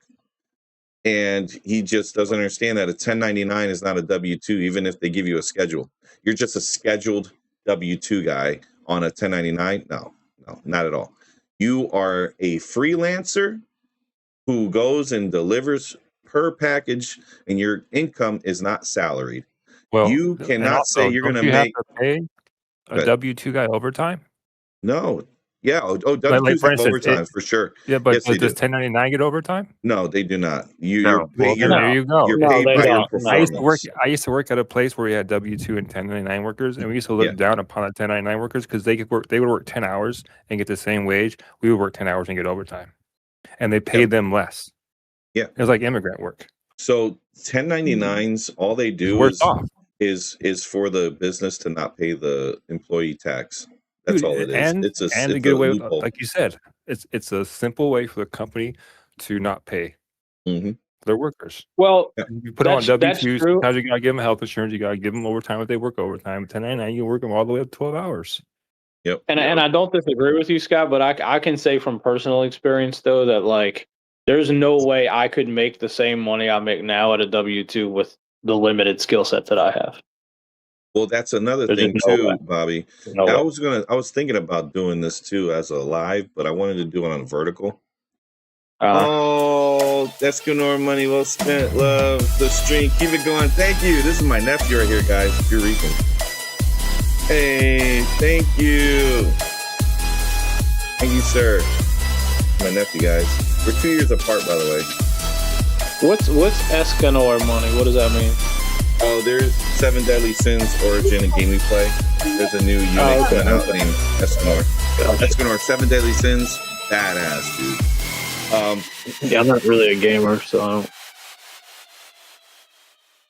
Anyway, you were saying something about you were going to do a live on something? Love the stream. Keep it going. Kissing face emoji. Kissing face emoji. I love you, nephew. All right, so here's what I was thinking about doing as a vertical stream so we can have some stuff and debate, but I wanted to see like post Rona gig work, like people who jumped on it makes sense back then, but the ones who still do it, like why? And I understand when you say limited skill set, but I would challenge you with this question. Why not, when you had those numerous and large amounts of funds that allowed you to free up yourself from that W-2 chain, why didn't you use some of that funds to build a skill set that would be not limited? Like that would be my question. Well, to answer that though is that and maybe I didn't explain this correctly, but I didn't have this large sum of money, which is what enabled me to leave a W-2. I left the W-2, like literally jumped into the deep end with no backup plan because I was so miserable. And I hated it, right? The schedule sucked and all that. So it's not like I didn't do gig work during the pandemic, build up a bunch of money, and then just dip out of my W-2. Like, no, I left my W-2 before the pandemic. I've been doing this for like 10 years and full time probably about 6 or 7. I was a part timer like 2 years before the pandemic happened. So I've been through all of it. So, but to answer about the skill set thing, honestly, like it's a combination of things. I'm very lazy, so I don't like to like put any more effort than I need to. And honestly, it just works for me. I make the money that I need to make to survive and take care of us, and I don't. It allows me the flexibility. If my wife needs something or whatever, I can just stop and go do it without having to figure out a way to. Huh? Hooky. Playing hooky says playing hooky. Were y'all able to hear what I said? Oh, broke? No, you're a brokey. Yeah, you're a brokey. Bobby, guys, I gotta get dinner, man. I'm gonna continue listening, but I'm gonna drop off. I gotta get dinner. All right, yeah, man, I didn't know if anybody could hear me because nobody was talking, so I thought my shit might have been messed up. No, it's okay. See you later, guys. I was listening to you, Bobby. No. We can hear you, Bobby, but you're a brokey. Okay. Yeah, well, that's fine. Yeah, but you just said the same thing over and over, so kind of drowning out. Yeah, you're right, Cap. Whatever, sir. Maybe making 6 figures as well. So, Bobby, I get you're saying limited skill set, and you're lazy. All right, you're admitting that that's a weakness. But why give in to that? Why give in to that weakness and not make it a strength? Like use your strengths. What are your strengths? We know the weakness, but what's your strength? What do you do? I can talk well. I can bullshit a lot. You can talk and bullshit. Yeah, he can couch really well. He couches really well. I can sit on the couch for like hours at a time and not have any guilty feelings about it. Okay. I can cook a little bit. I'm not like a professional chef, but I can do. I posted. Stuff. You know how lazy fuckers are, baby. I posted something where you could make phone calls and make like $100, just doing like checking for. It's like mystery shopping basically at home on a couch. When you sit on the couch, what are you? None of them took it up. What do I what? What are you doing when you sit on the couch? Watching movies. That's all watching you're doing? TV. Well, why don't you just start somewhere you review movies since you watch them? Do a movie review. I mean, again, I'm not saying I'm against any of this. Like, I think the difference is like, and I see where you're going with this, right? And I understand, but like, my thing is that, since you can talk and stuff, like make that go watch some movies. Be like, here's my critique on these. This is what I like. This is what I didn't like. Just because I can talk doesn't mean people give a shit to hear what I have to say. But there's a big difference. You don't know unless you won't know. You don't know until you try. You gotta try it out, Bobby. Dude, Bobby used to have a huge channel on the GigTube. What the fuck? No, I didn't. Dude, don't look at him. Chat. Stop gapping. Tell everybody, chat. Tell them about Bobby's old channel. Dude, come on, man. I had think about it, Scott. I had how many did you have in the box? What, at best, like maybe 15? Oh, I've got a question for you, Bobby. Can you see chat or do you need me to read it? He loves his life the way it is. He's comfortable. That's all that matters. Why do I pick gig work? To be honest, like I know this is gonna be hard to say, Cap, but like I'm not one of those people that are like, oh, I have to have this like prestigious title, right? Like because it's not honorable to be a fucking gig worker. But like for me, it's like I pick it simply because it gives me the ability to work when I want, stop when I need to, take care of things. If my wife needs me to run stuff because she works during the day, she doesn't get a chance to do a lot. So I try to help her out as much as I can. I make really good money doing it, at least in my definition of really good money. And I'm just happy, like it's simple as that. Like I have a really good home work balance. and I do what I need to do. You know, be honest, it's low stress. It's low stress, and low you stress. get your own hours, flexibility, right? That's the main reason. I mean, you know, I don't have a fancy title, like, you know, like, yes, I understand that there's no benefits and whatever, but like for me, it just works for me. It's just, I know it's not a good answer, but it's as simple as that. I'm happy, and that's it. And I don't care that you don't listen. Are you saying that you don't Are want we to be gonna forced still to go go ahead? somewhere 5 days a week? Basically, say that again. 70%. Say that Basically, again. so you're saying that you don't want to basically spend 70% of your life at a job? No. You don't want your boss coming in on a Friday an hour before work gets off and say, "Hey, we need you to work an extra 2 hours. You can't go out." No, I want to be able to. I want to be able to work either as little or as much as I possibly can without having anyone breathe down my neck, anyone trying to tell me how I need to do it and the way I need to do it. And I want to be able to, at the moment, literally at a finger snap, be able to stop everything I'm doing if my wife needs me.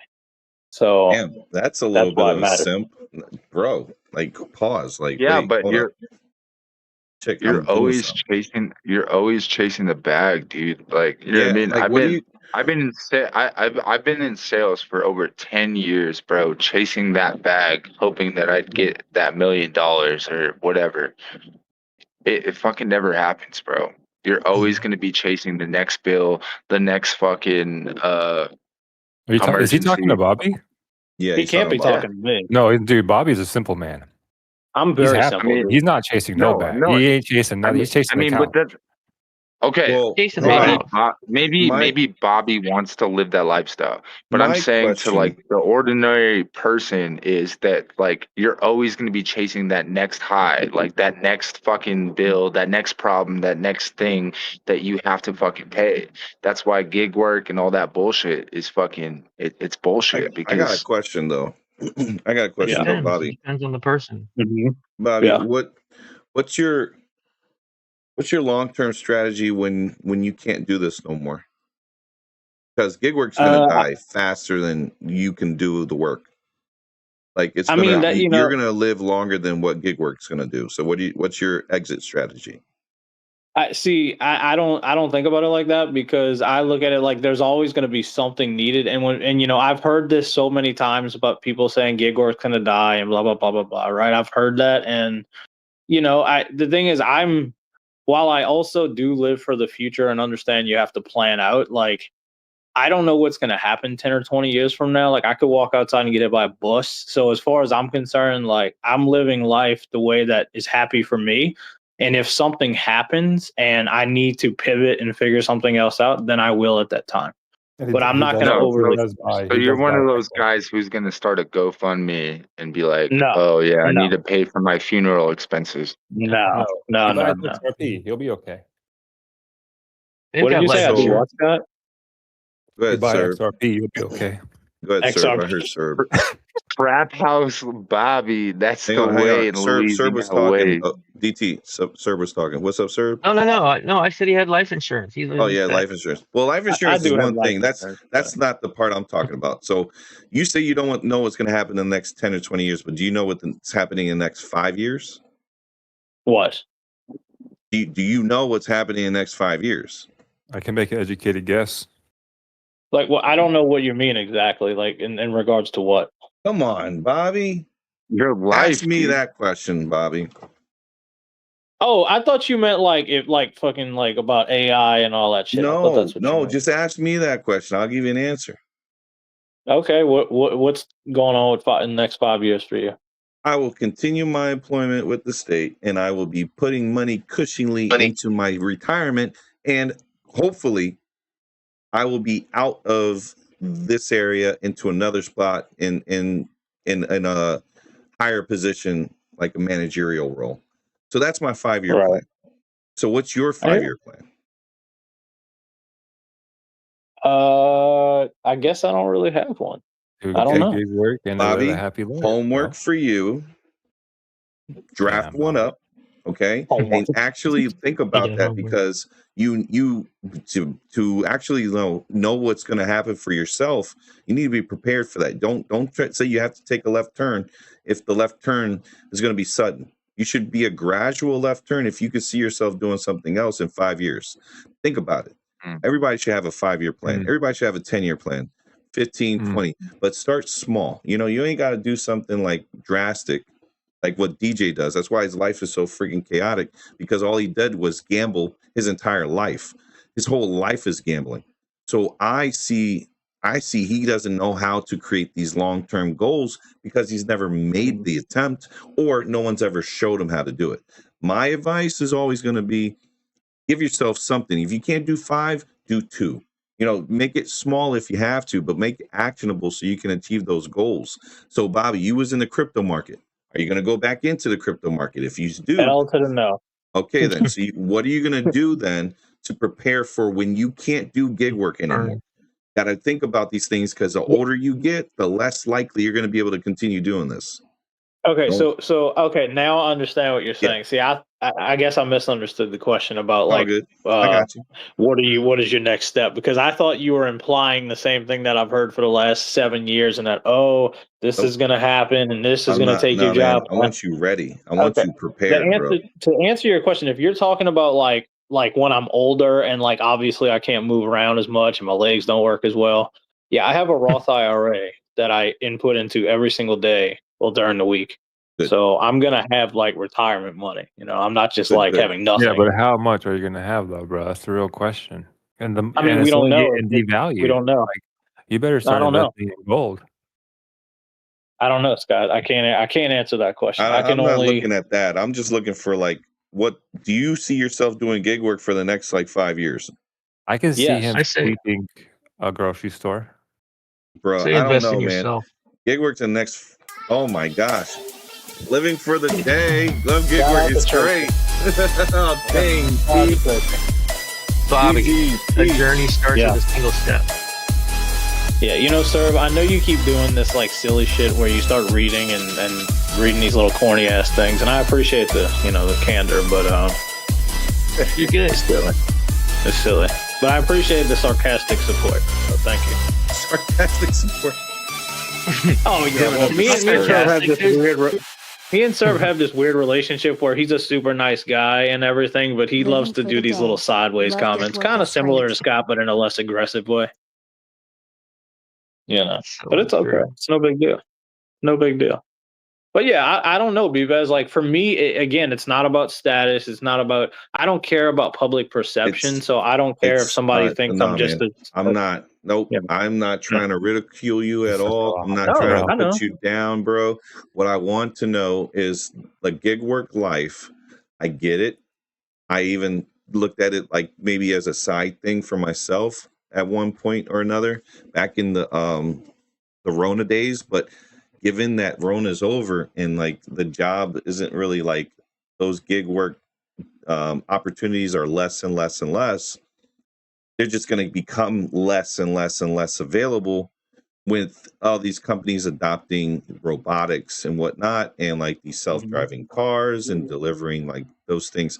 So what other skill sets could you apply where gig work could still be part of your day, but not as a full-time thing, more as a part-time thing? You mean like if it came down to that?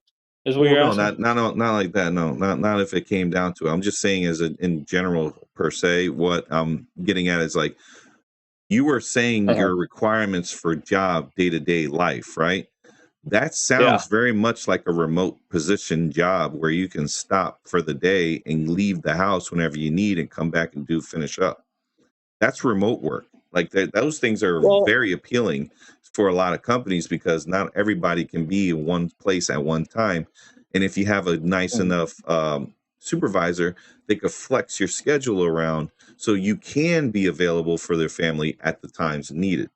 So there's a lot more available out there in the job market than what you're thinking, Bobby, and you might want to open up your skill sets and see what's out there that would be working for you in those areas that you say you're good at. So like I'm just saying, like, I don't see a long-term thing for gig work, not putting people down for it, but it's been dwindling, like the pay rates and whatnot. What DoorDash went down $1, right? For base, it's like $1 now for deliveries. It was 2. It was 10. I get what you're saying, right? And I agree with you about like some of the pays and the the oversaturation. I totally understand where you're coming from, but just and again, remember, this is only I'm like one of the 1%, I guess, if that's what you want to call it. Where every year for the last 10 years, I've consistently made more money every year, no matter what.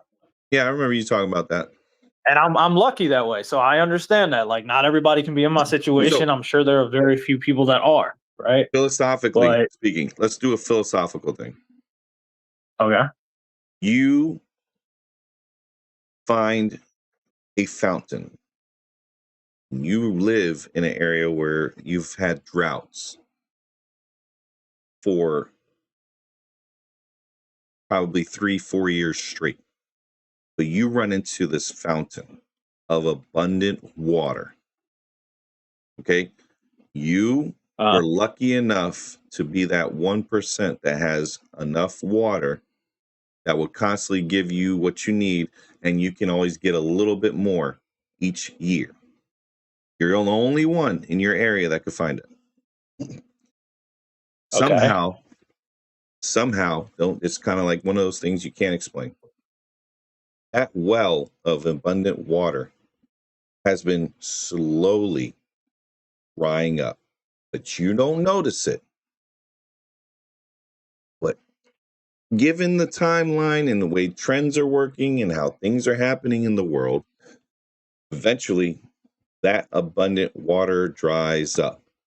But you had multiple years to get yourself prepared for the water to dry up. That's the kind of stuff I'm talking about philosophically, that you are in a position where you have the freedom and you have the opportunity to do something else with the time and money you're given. What I'm saying is never sell yourself short. And as James says, no job is safe. That includes all gig work. You have I trust me. I agree. But forward thinking is what I'm mentioning. Forward thinking. You want to be like, okay, this is what's happening. I want to be ready for it. That's what I'm saying. Like, be ready. Don't say if I have to pivot and stuff. Just go, if crap hits the fan, I'm ready for it. I ain't gotta be pivoting. I'm ready for it. That's what I'm saying. Like, set yourself up for success. Don't set yourself up for failure, bro. Failure to plan is what? Failure to plan is what, guys? Plan to fail is failure to plan, blah, blah, blah, whatever. I know. All right. Just wanted to, help you out a bit. No, I know. And like I said, I totally understand everything you're saying. And like, it's not like, it's not like dismissing what you're saying or anything like that. It's just, it's one of those things where, I've thought about stuff before, but it's just like, when everybody's told me that the sky was going to fall, and then every year the sky keeps on rising. And yes, at some point, like, it will have to come down. But like, I'm 37, right? So, I mean, realistically, what I got 20 more years to work, 25 maybe. And I set myself up to where I have literally no debt, right? I only have just basic bills. So based on the way my my lifestyle is very simple. So I could make adjustments and cut my income like probably in half and still be fine, even if I had to figure something else out. So that's what I'm saying. It's not like I'm saying I don't care, but at the same time, I'm kind of like, I'm in a position where I'm fortunate in life that I don't have to like stress about money that much. You know what I mean? And if AI takes over, then it takes over. I mean, I only control and stress out about things that I can control and stress out about. I don't stress out about shit that hypothetically might happen in the future. Oh, there's so Bobby, would you say that you have some kind of safety net in your income? Yeah. So you have more than 3 months of savings? Yes. Okay.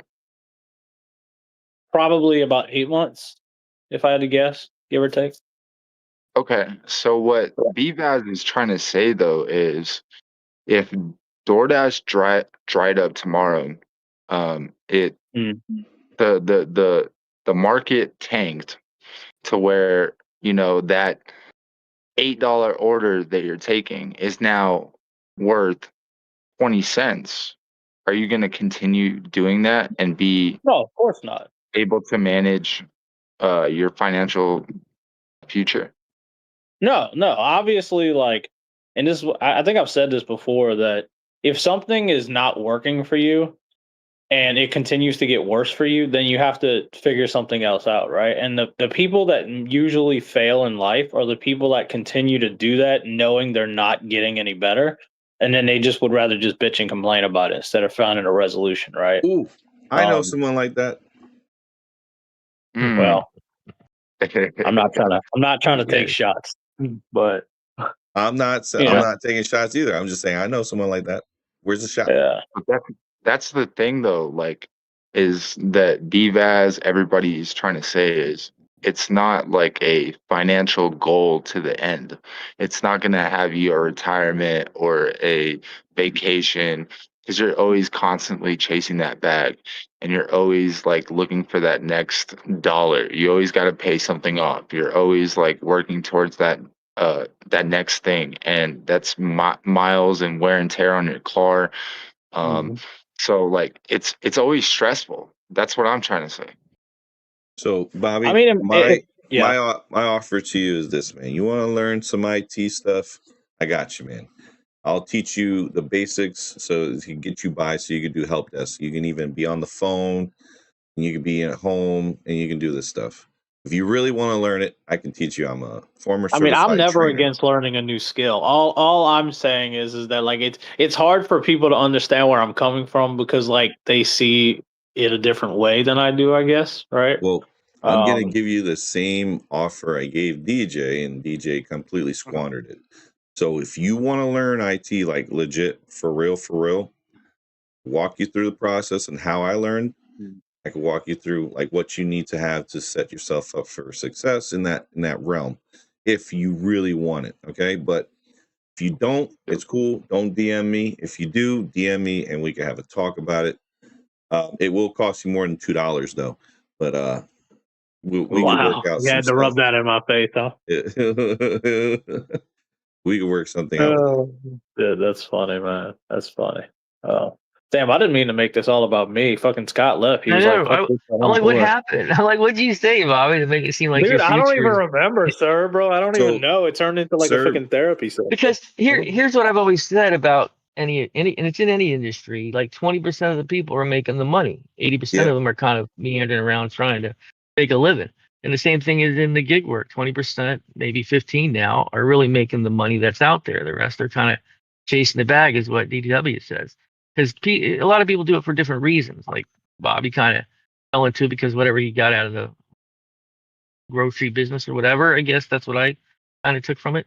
And then others do it because it's kind of a fills in time. Others do it because they need to. Some need extra income. There's a whole variety of reasons why people do it. Yeah. But it's not a blanket. Sir, same question to you then. 5-year plan. You got one? Yeah, I relax. You relax. I'm in a position that I relax. Yeah, I can relax. Oh, you can relax in 5 years. Yeah. Oh, okay. Oh, tomorrow. So, sir, my I'm question to you is: realm. Do you have a safety net? Oh yeah. Okay. Cool. Yeah. Yep. My kids have safety nets. We're fine. I'm not. I know you were set up there, sir, because of your other ventures in life. This is just extra. I made good investments. We owned a mortgage company, sold that portion to Wells Fargo, and I got one day. I'll tell you how it all started. Is my wife was kicking my ass to get out of the house because it's like, what are you doing? Go out and do something. And I saw something about Shipped one day, and I was like, that looks interesting. And I jumped into working Shipped, and then powered it up to a pretty decent rotation. And then when COVID hit, oh my God, I was able to ramp it up to doing just alcohol orders. Yeah, I was able to just get a regular alcohol order. COVID was a good time. I will say that. No, sorry to the people that died from that. It was a good time. See, that's how I feel bad for some of them, because some people jumped in then and they got spoiled. They didn't realize what it was like before. Yeah, they didn't know the struggle beforehand. Yeah, I didn't struggle before, but man, that was amazing, bro. Whew. Well, Jesus, it was the weekend of March 8th. I'll never forget. And then they started closing down stores, and then the queue, which is just the open orders that were available, went from 40, 50 a day to thousands. It was crazy. It was it was nuts for sure. That's a probably once in a lifetime thing. Like nobody can expect that. That was great, man. But here it was you used to take 20 minutes to get from east to west. We could do it in 10 because there's no traffic. Everybody was locked up, and it was just great for that whole year basically. And then when it started opening up, because the algo picked up that I basically claimed only alcohol orders. When we started rolling out of it, then I still had all those alcohol orders, which were high paying, they're high commission. And then only when Target started cutting back on the pay, then I started saying, you know what, this ain't worth it anymore. And I just rotated into something else. Now I mainly do catering. Since you're in a different area than Bobby, but you're still in the South, but you're in an area where it's high income, correct? Yeah, for the most part, we got across the realm. But are you near the Gulf or are you near the Atlantic? I'm near the ocean on the east side. On the east side, so that puts you Florida, near. yeah. You would be south. You're probably central South Florida. Palm Beach. I delivered to Mar-a-Lago. I delivered to their Secret Service. That's where I was thinking. So, so given those areas and everything, have you seen a dip in what I was mentioning in the pay rates for what you do over the last 4 years since it ended? Because I think it ended in 22 is when they officially ended it. Well, like I said, shipped used to be 7.5% plus $5, so it was roughly 10% of the order. And as they tipped, an alcohol order could easily pay $60, $70, 100 plus if it's a larger one. So when Target started chipping away and started this black box algorithm based on effort, all of a sudden it dropped 50% in that base pay. Then when it dropped to 0.25%, quarter what the original base pay was, I'm like, okay, I'll see if I can still make it work. And then when they started doing $8 to $12 orders, I'm like, that's it. I'm out. I'm going to find another. So that's when I jumped on DoorDash, and I was able to make DoorDash work. And then they slowly chipped away.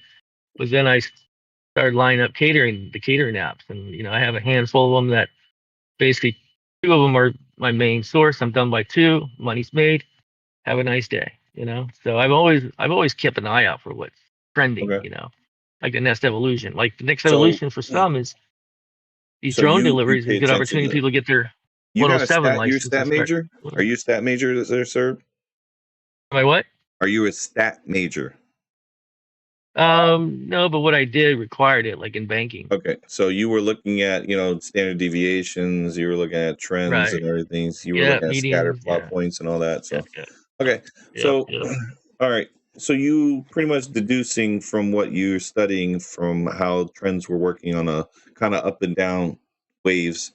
When you saw the dip, you pivoted to a new app or one you already had that you hadn't been to, kind of like the strategy Pedro would be talking about. I started in I got the Instacart, this, that, the other. And then I started looking at DoorDash because everybody was talking about how much money they made during DoorDash through the pandemic. So I started looking at it, and then the pay wasn't bad. For what time you put into it, like pick up, drop off, quick and easy.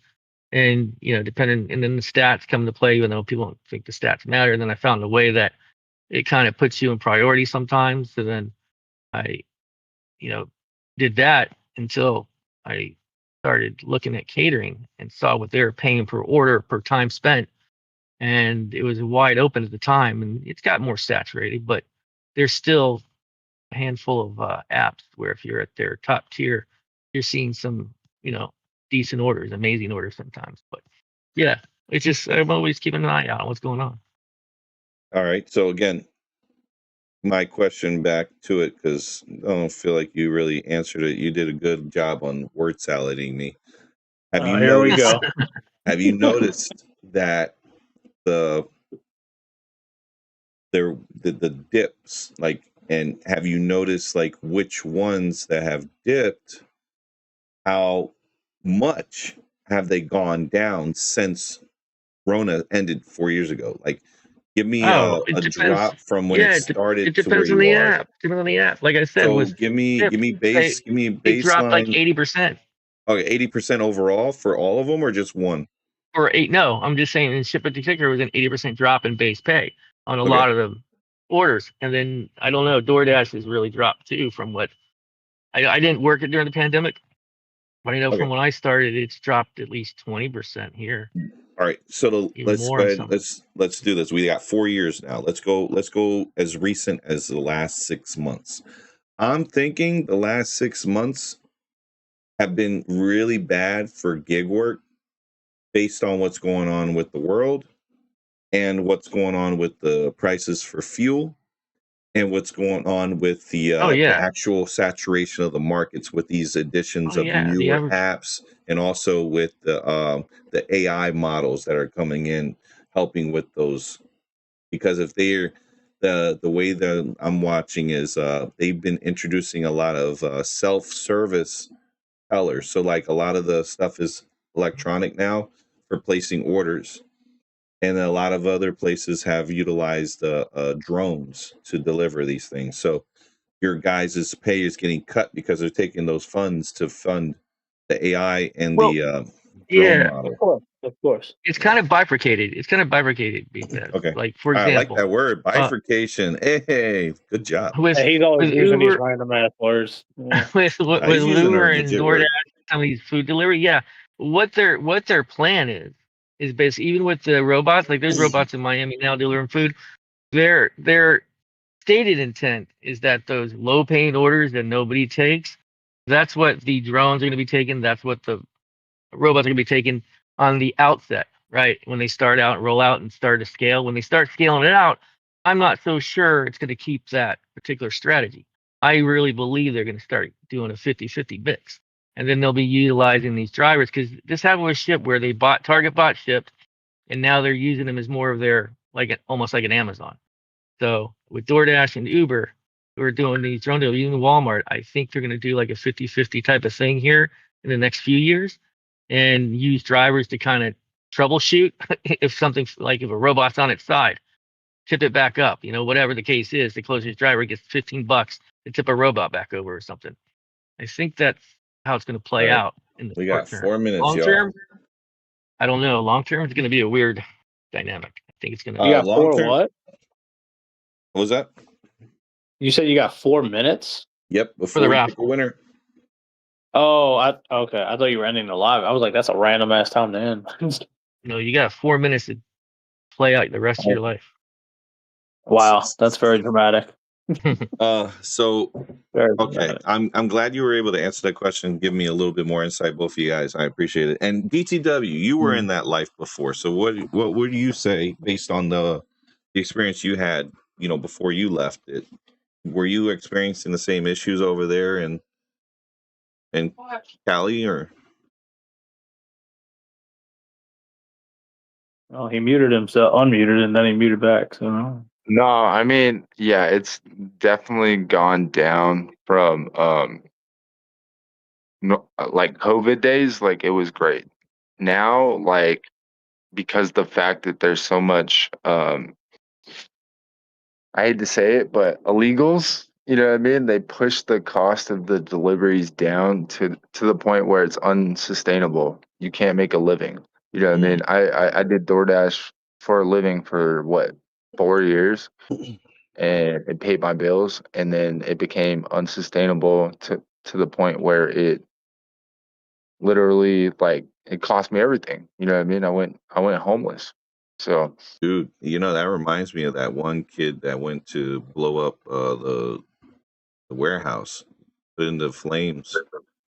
Was screaming, you should pay us more. You remember that? That happened like about 2 weeks ago, almost.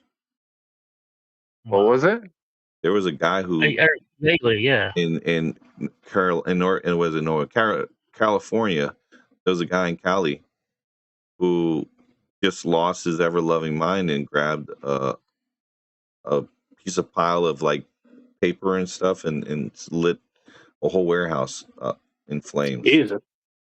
the guy like lost his mind, and that's dramatic. And they caught him. They put him in. He's in custody and everything. But the total damage is over $100 million. What? The guy's gonna spend life in prison. Jesus Christ. Yeah. You're in California? Yeah, it was you're Cali. in California? But DTW is in California? No, I was DTW in is the West California. Coast. So were you there when they implemented Prop 22? Or did you leave before? Yes. And that was beautiful. And did that make a difference? It did make a difference, right? It At least did, you had but a guaranteed amount. But not enough for California.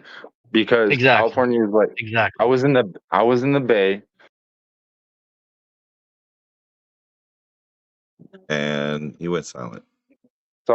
Sorry. All good. The girl's trying to ask me for something. Hold on. Sorry. You're good. You're good.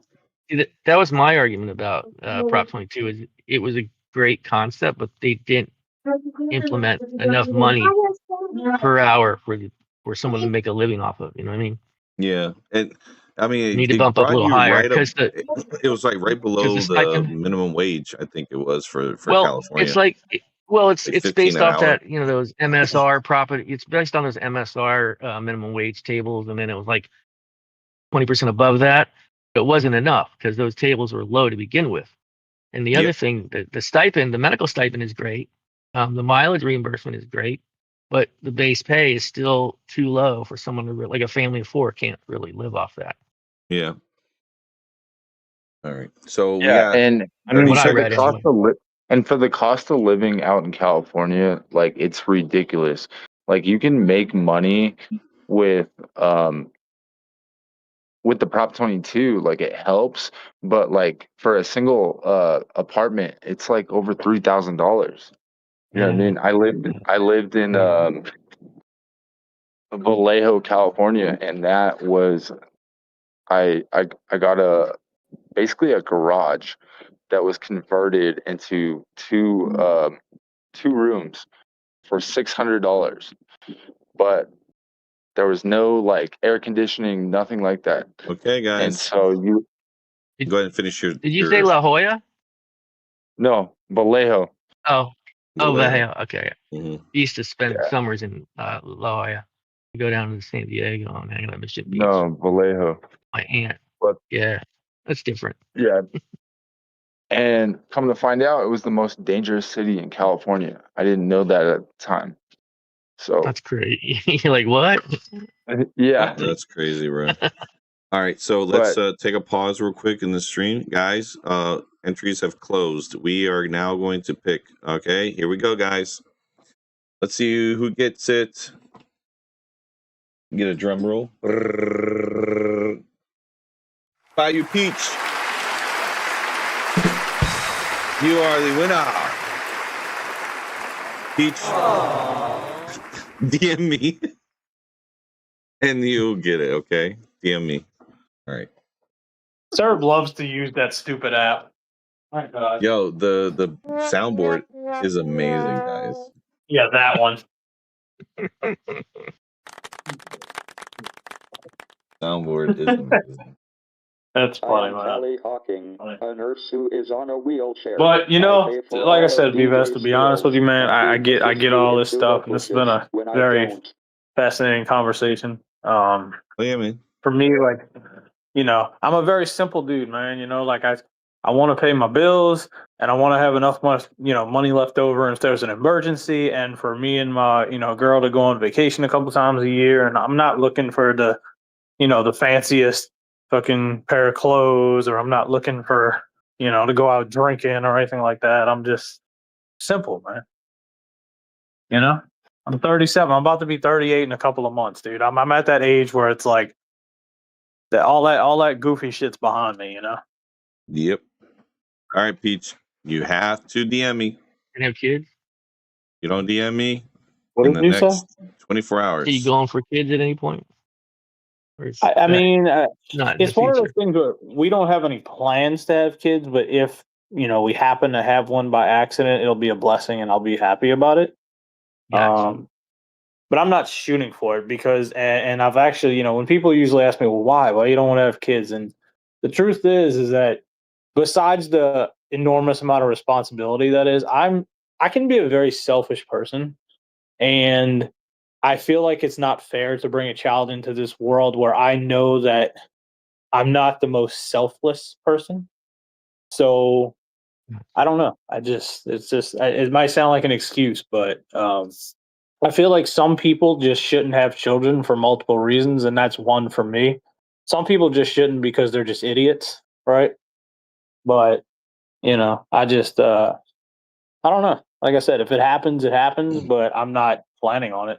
So. Oh man. Well, kids are unique addition to life in just general. You will not be ever ready. You won't ever be ready for it, but you will appreciate what comes out of it.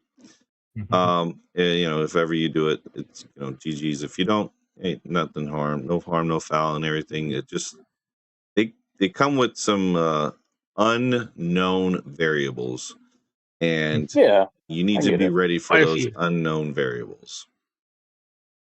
There's no like the thing for and every time I've had this conversation with people, when I say that statement, the first thing they respond with is, "Oh, well, when you have that kid, it'll naturally change you. Your personality will change. It'll become your whole world." And I'm like, yeah, it's easy to say that, but how do we know? How do we know that I'd even be a good parent? Like I think I could be a great uncle.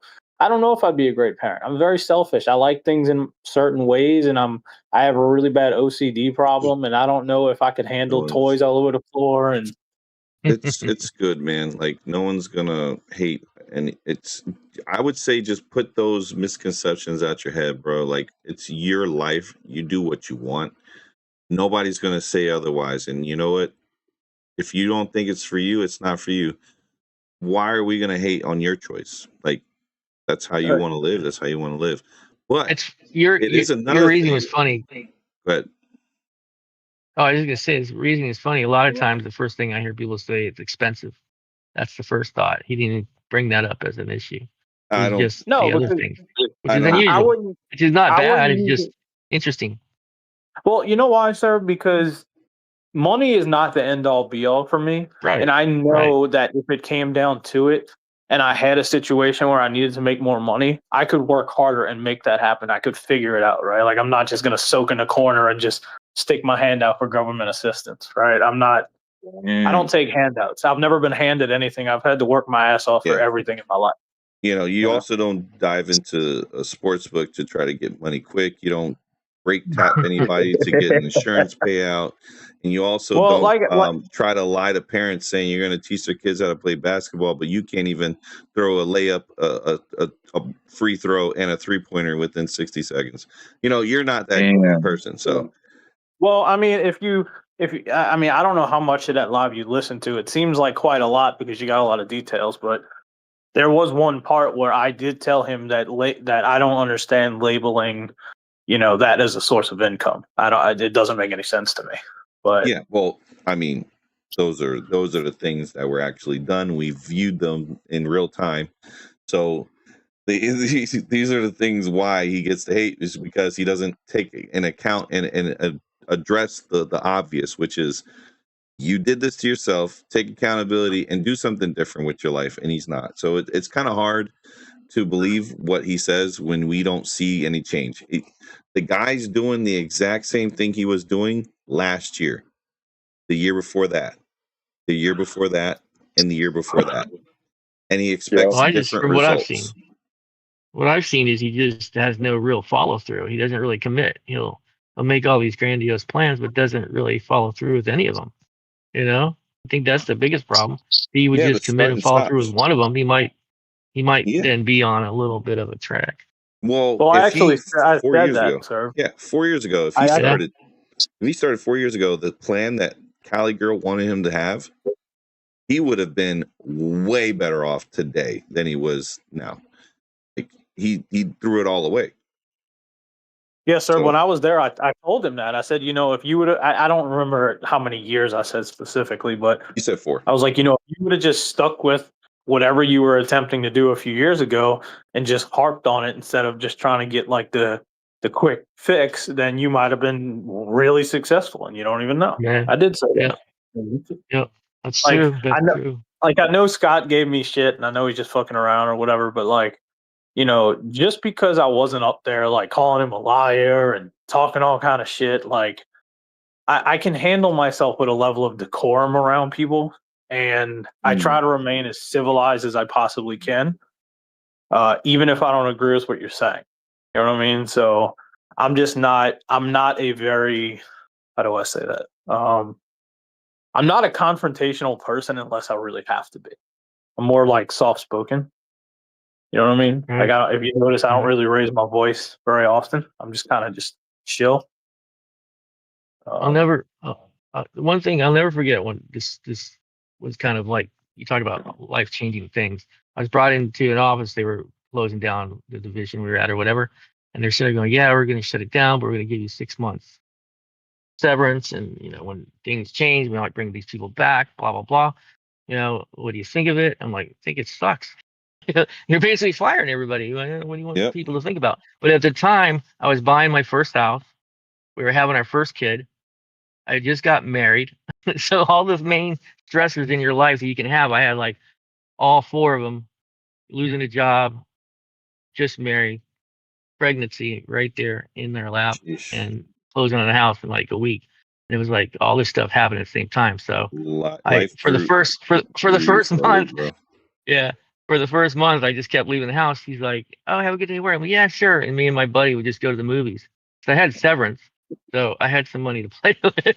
So we closed on the house, and I think I didn't tell her because she was pregnant. I didn't want her to fucking go into labor. So after the baby was born, I'm like, "By the way," I said, "I don't have a job anymore." And that's when we opened up the first. So I jumped in the mortgage side of things, and it just snowballed from there. So these things, I mean, life events can push you into a direction that, in hindsight, looks great, but at the time seems like there's no way, nowhere to go. Really scary, bro. Yeah. Oh man. Well, hey, GG's to you guys in chat, and also guys, thank you. With that, we're gonna have to put a pause to this. We'll table the discussion. We could definitely come back to it. But I needs to grab me something from the clubhouse. But you guys stick to the channel. You guys can follow me on all social media platforms at BVAZ711. You also could check me out on other videos on YouTube's, okay? BVAZ711. Like, comment, subscribe, share. Give this to your peoples. Maybe there's someone that's lost and needs help. Maybe you know someone who's like losing their hair. They get their hair cut and then you notice that they have a receding hairline. They don't eat well. They think that working 7 days a week's a flex, and they only get like half the pay of someone who worked half of that. And like it's just if you're walking to somebody, hey, you might want to listen to this channel. It might help you with life. Please tune in.